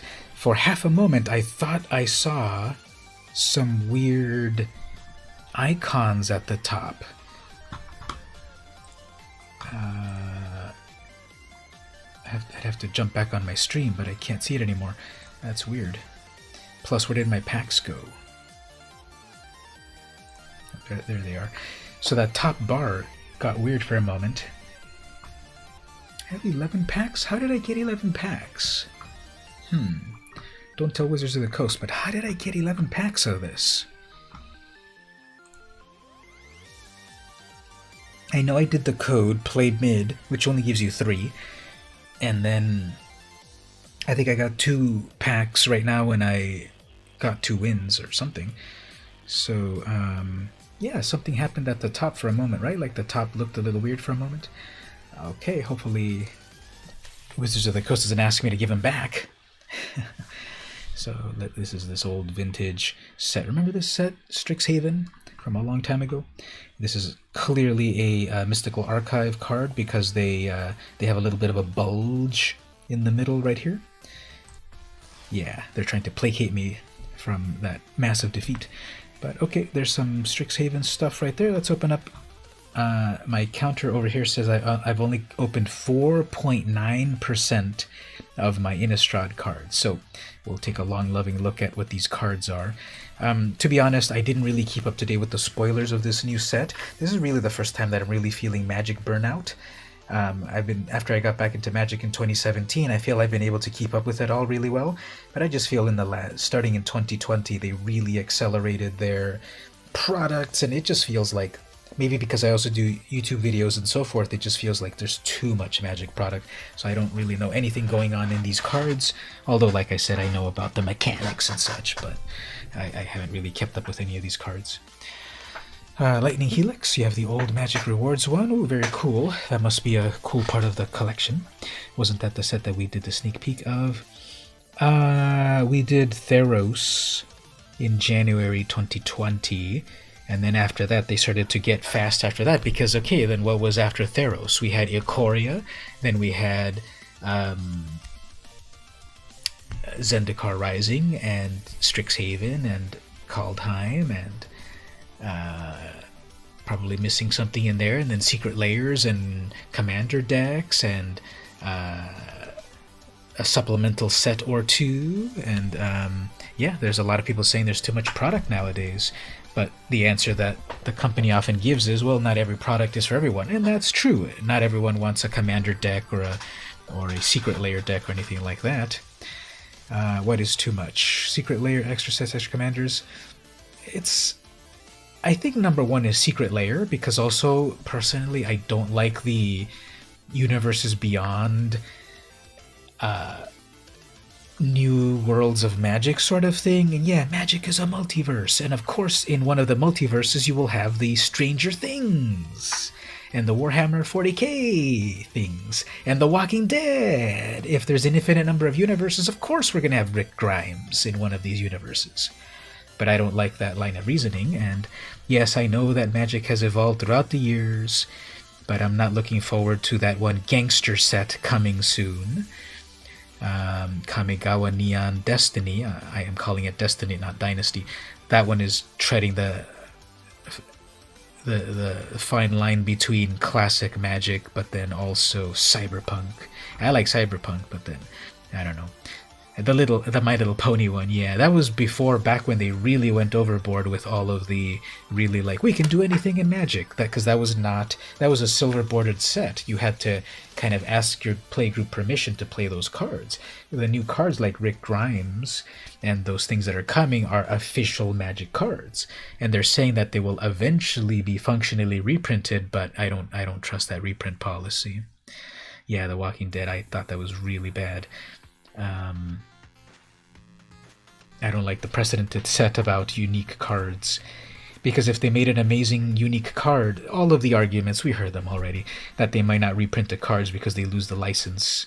And of course these licensors are going to want to, of course you're going to print, when they do the Gandalf cards, of course this is going to be the most powerful planeswalker ever. The Lord of the Rings people wouldn't want a Gandalf as a 1/1, so Actually, he's not giving them ideas, Stevie. There was already a My Little Pony cards. Let's take a look at them over here. They are adorbs. But the thing about them is that they were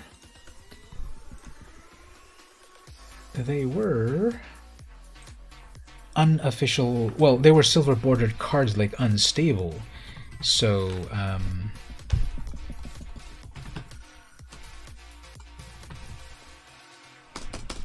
why doesn't this show up?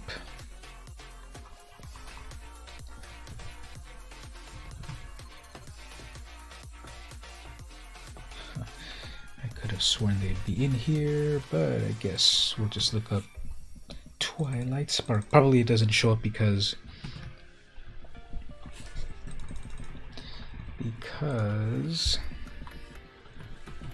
it's a silver bordered. Here we go. Ponies, that's what it was called. Ponies the Galloping. That's why I couldn't find it. So there were 3 My Little Pony cards. One was a flip card with amazing art, but they're silver boarded, so you wouldn't really encounter them in the real world. As for the other cards that are actual black border that do show up, I'm not in favor of those. You like the treatment? Yes, exactly. The Godzilla treatment was the best of all worlds. You had Godzilla, but it was a skin for Yadaro. I would have lived with that. So if you wanted Rick Grimes, that's just a reskin of a Llanowar elf. You know, I would have liked that. And I don't want to get too pessimistic and such, but I feel, unfortunately, the company is doing a lot of things that I'm not loving. So we got a werewolf, red, white werewolves, which is weird because supposedly, according to the official... Yeah, okay, so here's a contradiction. According to the official player helper card, werewolves are in red-green. I guess if you want to splash with humans, they're both green, splash of white. But then here we have a red white werewolf. Yeah, the art is cool. I've seen people with the sleeve on Arena. Here's a 4/3 with haste, and then wolves and werewolves you control have haste. That's cool. Ominous Roost, that's pretty amazing art. If you look very carefully, that little bird has an eyeball in its beak. When Ominous Roost enters the battlefield, or whenever you cast a spell from your graveyard, create a 1/1 bluebird. This creature can block only flyers, so it's got high flying. That's really cool art there on the Bat Whisperer. 4 mana, 4/2. When this enters, create a 1/1 if they lost life. How long ago was the Godzilla set? That was in the ancient days of 2020. Around April 2020, I believe. The only weird ones are the ones like Godzilla and Kenrith, the returned. Oh yeah, they were the buy-a-box ones. Yeah, exactly, like Kenrith. And then Nexus of Fate was another big one that was a buy-a-box.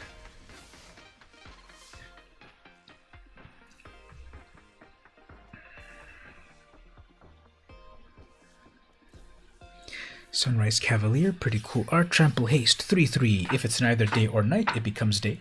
Whenever day becomes night or night becomes day, put a +1. Ooh, so as the days go by, this gets bigger and bigger. Foul Play. I cannot tell what that token is of, but it looks just like a bunch of viscera and... I don't know what that looks like. What does that look like to all of you? What does that clue token look like? Probably some sort of evil, like, voodoo doll or something, or a scarecrow. I don't know what it looks like, but I think there's a bunch of candles in the background, and there's some eyes, feathers or something. Destroy target creature with power 2 or less and investigate. Sorcery. So it's like eliminate, but with upside, I guess. And the rare is Intrepid Adversary, mythic rare. You can't tell. Oh, I'm covering it? Oh, okay. Let me move my camera for a quick moment. Where do I go here? Webcam right here. Actually, let me just hide it for a moment. That'll be easier. So if I hover over it, there it is right there. So it's something. The way they snuck Flutterstorm into Modern via a promo. Oh yeah. Was that one a promo or a buy a box? Because that was in one of the recent Masters type of sets. When they redid Modern Masters or Modern Horizons or something, they put Flutterstorm in there. Flusterstorm. Let me go back here. Intrepid Adversary. It's a 2-mana 3/1 Human Scout lifelink. When this enters the battlefield, you may pay this any number of times. When you pay this cost 1 or more times, put that many Valor counters on this. Creatures you control get +1 for each Valor counter. That's fun. You can multi-kicker it and do a type of anthem effect. Some sort of weird voodoo doll, that's what I think. Yeah, how did I get 11 packs of this? I shouldn't ask questions. Oh, I got 2 of these Sunrise. Here's what's going to happen. They're all going to be duplicates. There's the new Opt. Baneblade Scoundrel. That's amazing art. When this becomes blocked, each creature blocking gets -1 until end of turn. So if they double block, it gets smaller. Flusterstorm was the buy a box. And it wasn't in the set. Yeah, like Kenrith or that one Godzilla. This is when it transforms, it's a 5/4. Gives the creatures -1. Whenever something dies, they lose a life. Modern Horizons. Ooh, rare wildcard. I needed one. I was out of rares. I have a couple of uncommons that I could burn. Bramble Armor. I love that art. Sacred Fire. What kind of creature's being toasted there? I guess a werewolf. It kind of looks like a dragon. To me, it looks like a dragon, but it's a werewolf. Deals 2 damage to any target, and you gain 2 life. Got the Willow Geist, pretty freaky art. Treefolk Spirit, it's a 1/1. It's got trample. Whenever 1 or more cards leave your graveyard, put a +1 counter on this, and when this dies, gain all that life. So as you do all of this flashback and stuff, my opinion of the arena economy, it's pretty bad. It's the translation between gems versus gold and all of that is not great. And then also the big idea of, I have all of these uncommons I'm not going to use. I would love to trade 20 or 50 or 100 of them or whatever for 1 rare. We don't have the system to convert rarities into other rarities. And I know other game systems do that, where you can dust your cards and then low rarities add up to high rarities, but this Wizards is just not playing fair with that. Necrosynthesis. This is an aura.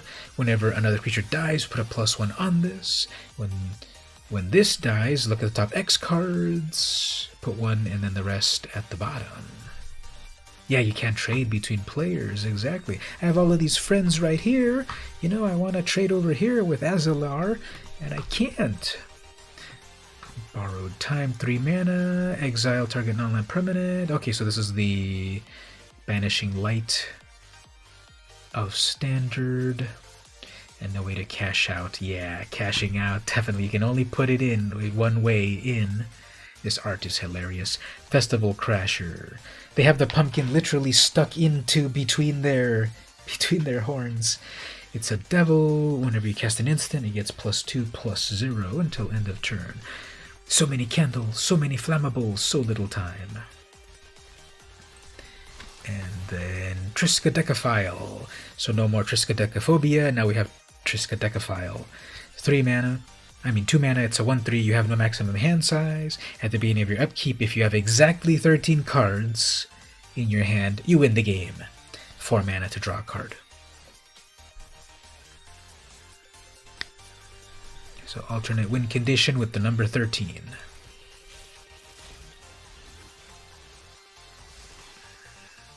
I like that art there. Neonates Rush. This is basically a very cheeky, sneaky way to show someone either getting very, very high or orgasming. Neonates Rush. Instant. This spell costs 1 less to cast if you control a vampire. It deals 1 damage to target creature and 1 damage to its controller, and you draw a card. That's pretty cool. If you can reduce it down to 2 mana, you're dealing damage and you're drawing cards. That is a rush. You remember with Untapped, you could upload your deck. Yeah, on these third-party unofficial Magic playing ways like Untapped, you can upload your deck. But in this official game here, it's a one-way money avenue. Spectral Adversary, 2 mana, 2/1 flash flying. When this enters, pay multi-kicker for blue. When you pay, put +1s on this, and things phase out. Next pack. After I crack these, I'll probably play one more time. Then it's about to be 10:30 for me. I have a little bit of work to do before the work day tomorrow, so we'll oops. Be careful where you click. Sorry about that. But we'll play one more game, and then I've got to do a little bit of work. This is that scary art. Stolen Vitality, 2 mana, instant. Creature gets +3/+1. If it's your turn, that creature gains trample. That's how they beat me a moment ago, right? Otherwise, it gains first strike. Storm Skrillex. It's a Drake horror. Very nice art. Flying 2/4. Instants cost 1 less. Oh, so there's the... What was that one? Gutter Snipe? Gutter Snipe was that cost reducer. Whenever you cast an instant or sorcery, this gets +2/+0 until end of turn. Obsessive Astronomer. They look very deranged. 2 mana. Actually, I'm going to take a screenshot of that and show that to Margaret. She's the resident astronomer of our Magic, of our friend group. So I'm going to send that to her and say, hey, Margaret, you're in a Magic card. And then the rare is Sigardian Saver, 5 mana, 3/3, Angel. When this enters, if you cast it, return up to 2 target creatures with CMC 2 directly to the battlefield. So you can bring back your little critters. This is the painting that I'm saying. If people are not familiar with it, let me show you where the inspiration of that card art is coming from. There's a painting. I forget who painted it. American Gothic painting. It's this famous painting right here. Grant Wood. That's the artist. Here's a classic American painting. It's husband and wife. Sometimes people think it's father and daughter, but it's husband and wife. Just a classic homestead. Ooh, this is ultra high quality. We'll be able to zoom in and see the design in the pendant.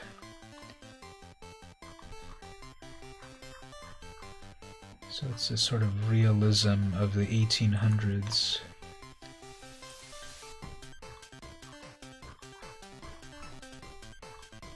Oh, 1930. Did they hide anything in the trees, like eyes looking at you? Is there like a killer up on the attic?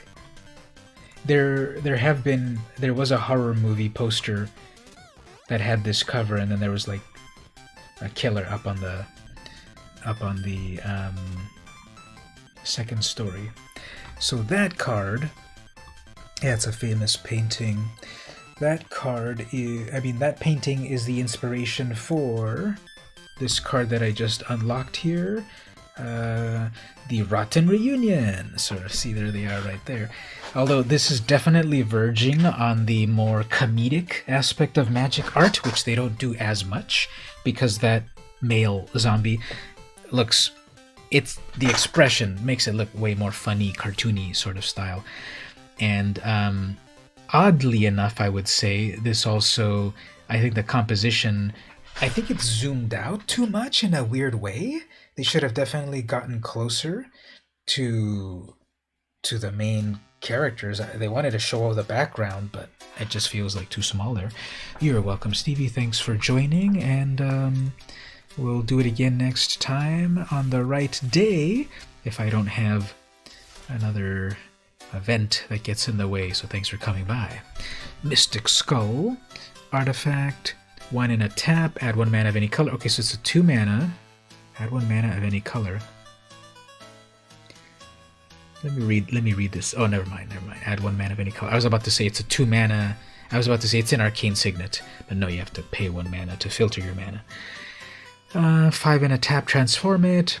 Lands you control have, add 1 mana of any color, and it's a 5/6. So it comes to life. It's a 5/6, and it does Chromatic Lantern. Chromatic Lantern ability. A Burly Breaker. It's a 6/5. It's got Ward of 1. When he wolfs out, he becomes an 8/7 with Ward 3.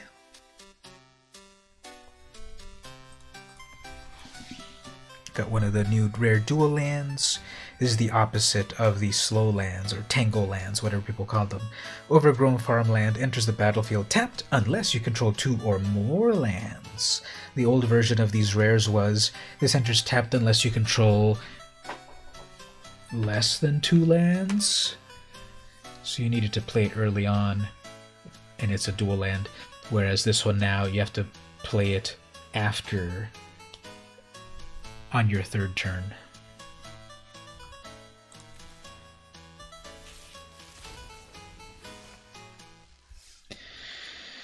Fangblade Brigand, 3/4. 2 mana gets +1 and first strike, so it's got super fire breathing plus first strike.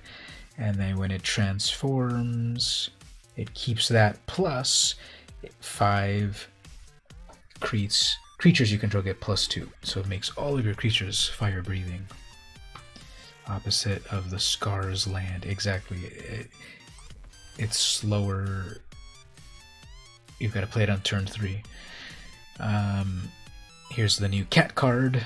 2 mana sorcery, return target creature card with CMC 3 or less from your graveyard to the battlefield. It gains, if this creature would die, exile it instead. So it's the Animate Dead with cat art. And then the last pack.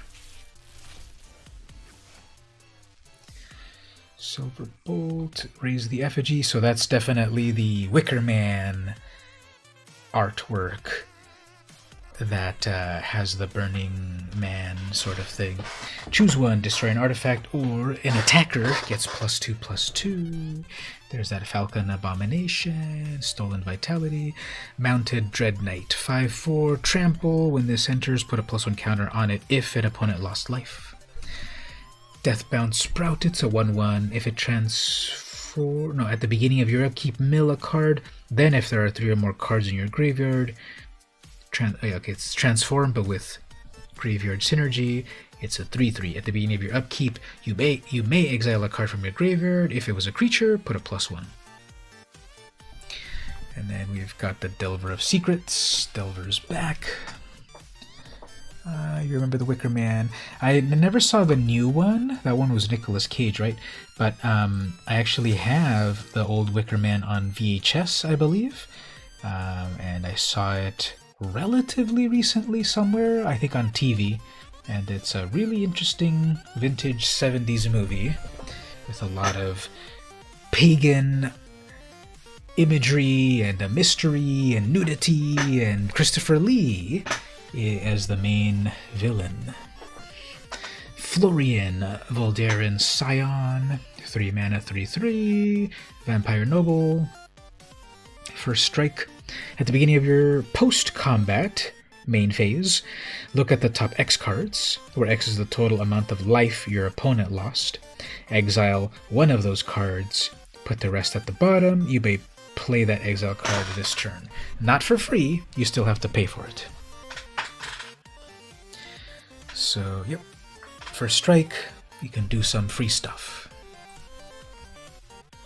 Okay, like I said, let's play one final game. I've got to wrap it up for the night because I've got to, if you all don't know, I teach classes for the local colleges, and I need to prepare for the classes tomorrow to set up the online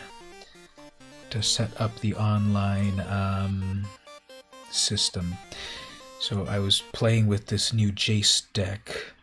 This is the upgraded Jace deck that I had in regular Brawl, but here in Historic Brawl I made it more annoying. No, it doesn't have counterspells yet. I can't bring myself to put counterspells in it, even though obviously counterspells are amazing, but this is no counterspells. It's mono blue, no counterspells. I'm sorry. But what it does have is a lot of bounce stuff back to the hand, which might be more annoying, perhaps, and it also has Merit Lage. So we go first. Alright. And it's also got a lot of steal the opponent's things, plus seafood. That's what this deck is about. We've got Lurus, so we're going to watch out for stuff in the graveyard. I don't think I have any graveyard hate, actually. I forgot to put Tormod's Crypt and Soul Guide Lantern. No graveyard hate on this deck. Alright, turn 2 Merit Lage, turn 3 Jace, Pirate Jace. Got a Crashing Tide, turn 4 Charix. I know, I'm sorry. It's one of the most evil ways to play Magic, right? And I think someone over here has something to say about that. It is truly evil to play mono blue, but with no counter spells. Thus spake Evil Mage. And now back to VM Campos. Thanks for the words of wisdom there, Evil Mage. We are playing evil by not playing counterspells. We love playing annoying decks, just don't like playing against them. Exactly, I feel the same way. Saying no, and drawing cards is where blue is at, exactly. You can't play Magic, but I'll play Magic. That's the philosophy. So here's the ultimate blue play the opponent never played.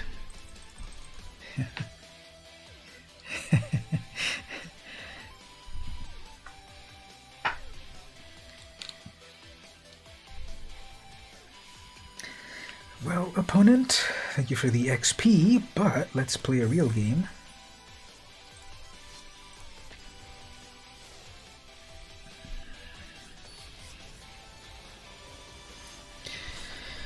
Alright, so we're playing Mono Blue Tezzeret. Here we'll see some counterspells, or artifact synergies. And then they took my get to go first. Okay, so Nadir, Kraken, turn 3, Totally Lost, Depart, Waker.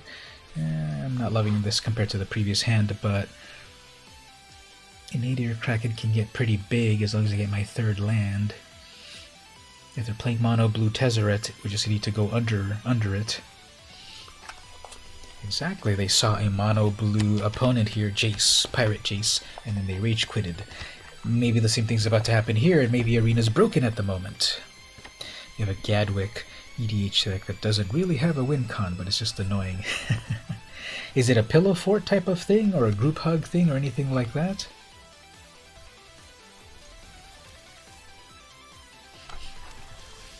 Oh, it's not Mono Blue Tezzeret. I misspoke. It's the other Tezzeret. Ooh, double black. Yeah, it's Affinity Tezzeret anyway.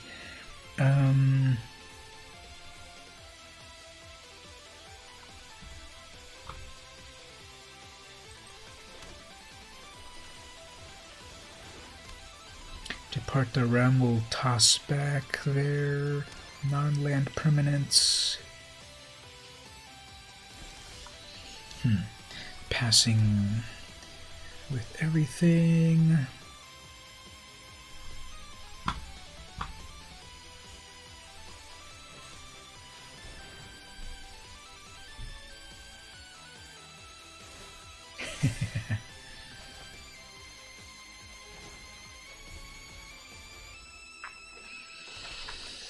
Just counters and lots of Gadwicks. And that's the only creature in it.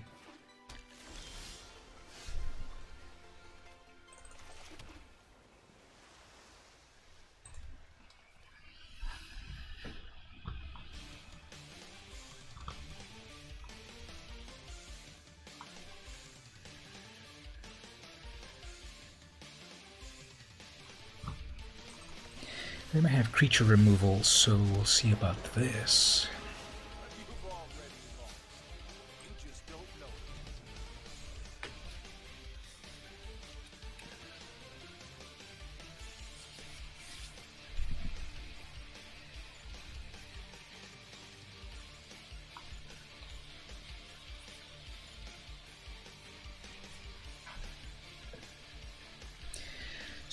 Golem Simulacrum, no longer a sad robot, but a pretty scary looking one. Self-milling some stuff. There goes one of their counter spells plus their copy spell.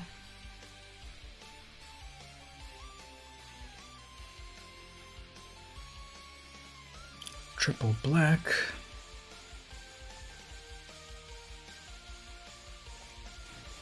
Steel Overseer, fine. Sometimes people don't even bother with this Jace. This Jace and the other 3-mana Jace, people sometimes don't even bother with it. But okay, fine, you will bother with it. Yeah, you can go get another land eventually.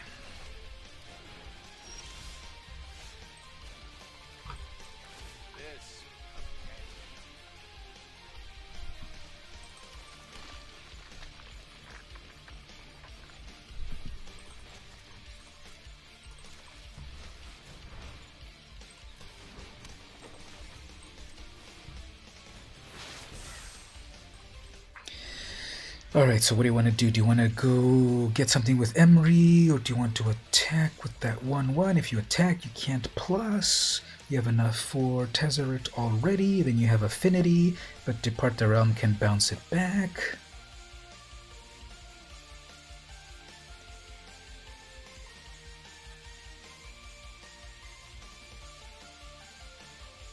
You haven't lost with it yet. The best game you had, turn 1 kill. Oops, we got a Black Blade Reforged that can equip for 3. With Emery, fine. You can try that if you want. That's a 7/8. Wow, that's scary. +1 for no reason.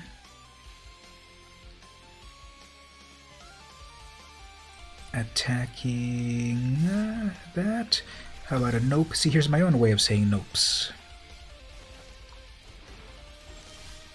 Slinvoda. Alright,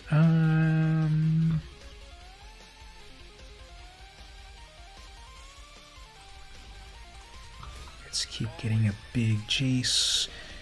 Let's do one of these.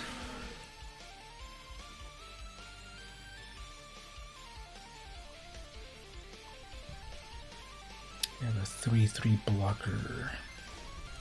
5/6. What does Desert do again? Deals X damage based on the number of artifacts, so that would do 2 damage. The -3, return an artifact to your hand. Fine. Stone Coil.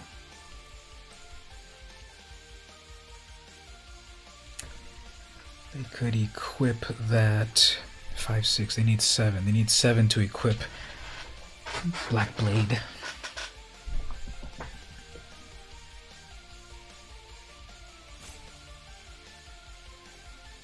You're gonna equip it, I guess. Or they're gonna get greedy and just keep tapping their Overseer. Nope, they're gonna go get a land.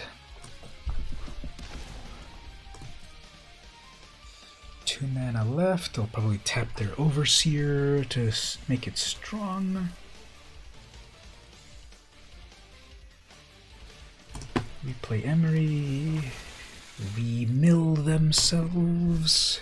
Ooh, they milled a very good card that they should not have milled. They milled that freaking Agent of Treason. Very good. Although I don't have like Tail's End or anything to counter that activated ability.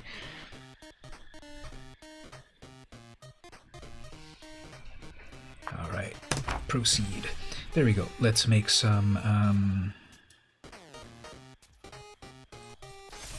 Tentacruels. 4, 5, 6 mana in total. I can do a Totally Lost. But here's the big reason why I play this Jace. Because I can then do triple Jace.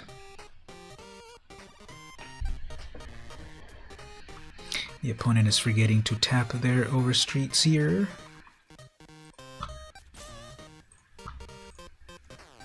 Or maybe it's disconnecting.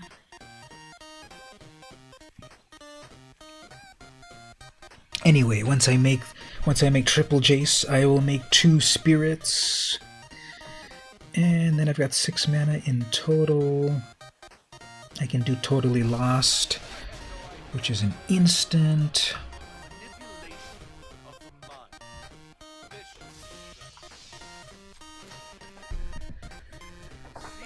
Four, 5, 6. I have 7 mana next turn. I've missed a land drop or 2. Attack with a 4/4. They will have to double block. And then I would lose it, I guess. That's fine. Waker of the Waves. Waker of the Waves wouldn't trigger the Kraken, would it? No, fine. You'll lose your Solemn. That's fine.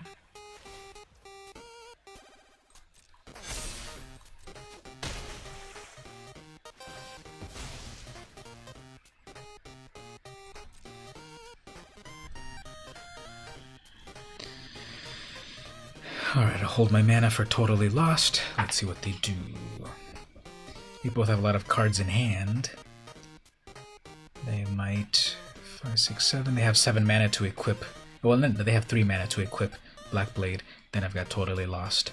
So, let's see what they do. Yeah, 3 Jaces. You're not seeing double, you're seeing triple. Whoops, Elder Spelling all my Planeswalkers at once? Are you kidding me? That never happens.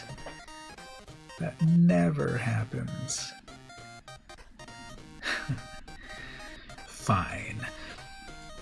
Go ahead and equip your... Destroy all non-artifact creatures. That'll be bad.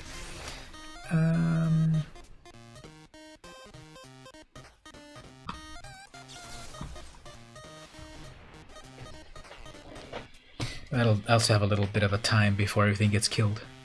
1 turn, I guess.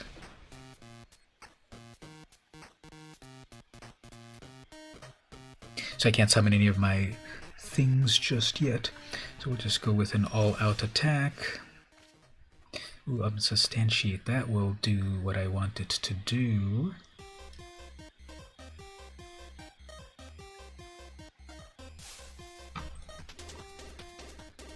Come on, opponent. You have priority. Do your big brain tech of +1ing your artifact. We're to the Kraken.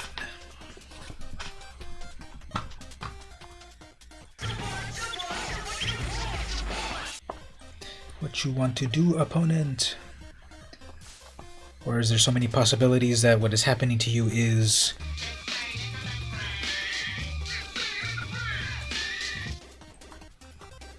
Yeah, what is going on with this opponent? I don't subscribe to the theory that when this happens, the person's internet connection failed. So, here we go. Let's make some more of these. Hold on to unsubstantiate for some reason. Go all in with a big attack. Well, I guess not that big, but deal some damage.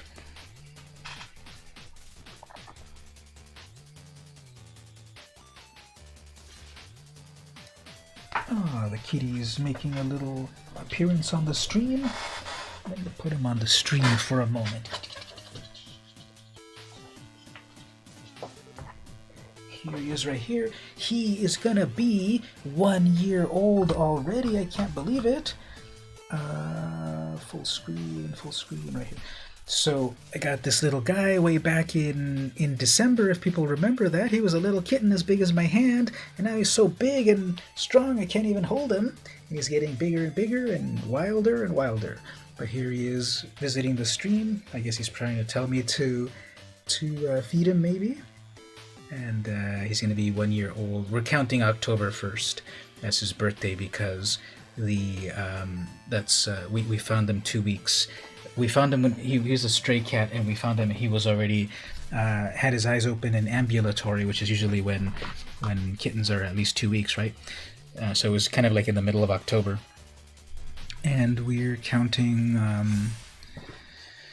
October 1st as his birthday, and then when I got him was December 25th. 4, 5, 6 mana. 3, 4, 5, 6, 7. He needs 7 mana for Jace plus Unsubstantiate. Alright, so it'll go back to their turn, destroy all non-artifacts. Fine. At least I got my damage in. Let's see. Here's what I want them to do. Equip Black Blade and attack with a huge whatever size creature, and then I'll bounce it back to your hand. Please do that. That's the big idea. Do that. Come on. Come on, Deepler. Doppler. That's how you're gonna get me. Equip your Black Blade Reforged. Fine. Do the following whatever. You have disappointed me, Doppler. And then Emery again. They really want to equip that Black Blade to their legendary creature. But the idea isn't to equip Black Blade onto that creature that you're going to tap and do stuff with it. The idea is to equip the Black Blade so you can't equip it anymore. You're out of mana. Alright, so I'm going to hold on to that. I need to hold on to that Unsubstantiate for when they finally equip it and attack me with a 12/12 or something. Fine. Alright, we have an Intro to Annihilation. Might as well destroy that Black Blade that they're coveting so badly. Missed another freaking land drop. 4, 5, 6, 7, 3, 4, 5. No, I have what I need. Okay, play Jace. And I'll have a blocker at least. And then 2 mana to Unsubstantiate.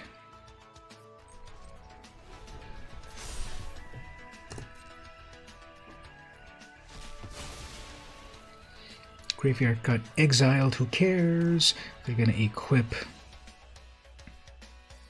They're gonna play the same old song. They're gonna equip Black Blade onto their legendary creature and then attack with it.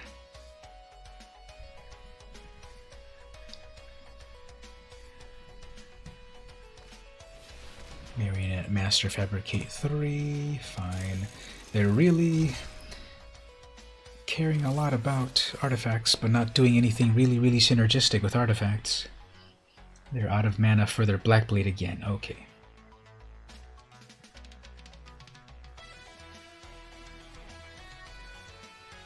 They'll probably attack with both the Overseer and the Paladin. I guess what their artifact synergy is to make a lot of servos and then +1 them all with the Overseer.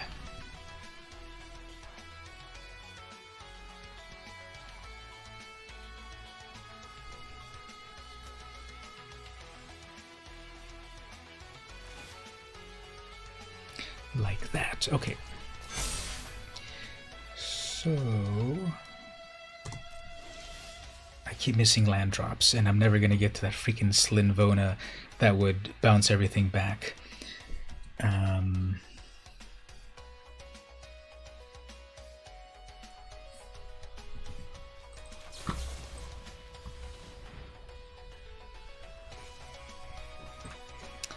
on, opponent, do stuff. They have the ability to do Emery to return an artifact from their hand.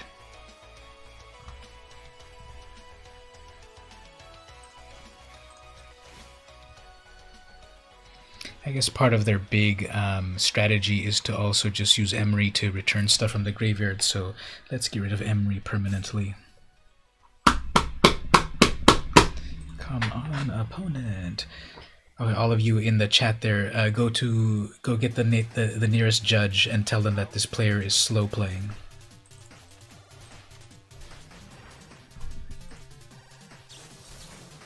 Disdainful stroke at the last minute. Okay. Yeah, if this opponent is that annoying, let's forget him. They're just too annoying. So, if you want to play for real. Alright, well, I guess this is the, I've been streaming for just about 3 hours, and then, we tried out the new set, cracked open a bunch of new cards, and played a little bit with the new mechanics, with more werewolves and the like, and so it was a good stream. Usually it's on Saturdays, but like I said, I wasn't able to do the Saturday stream, so I still wanted to do one to hang out with everyone. Thanks everyone for coming by. Mark and Gabe and Rick and Stevie and Jack and everyone that came by. Thanks for coming over. I've got to go get some work done for tomorrow. I've got his meeting on Zoom, and then I've got classes on Tuesday, Wednesday, Thursday. Don't have any packs to crack at the moment, but we will leave it with this Abraham Lincoln card. This is a mythic rare planeswalker right here. This defeats all of the opponents with the Emancipation Proclamation. So, yeah, great to see you as well. Thanks for stopping by, everyone. It was a really cool time. I think we have a word from someone over here. Yeah, come on in and say something to the stream if you want. And I will bid you all adieu this week as I send you all back to the dark depths of the oubliette, where you can feast upon the brood of cockroaches. See you all next time, and I pass the stream back to VM Campos. Yep, so we got a nice little send-off right there. Thanks for that. Thanks everyone for coming to hang out. Don't be a stranger on the Discord. Check out the various YouTube things I'm putting out. Don't forget to thumbs them all up. Like, share, all that good stuff over on the YouTube. So thanks everyone for stopping by, and I will see you next time.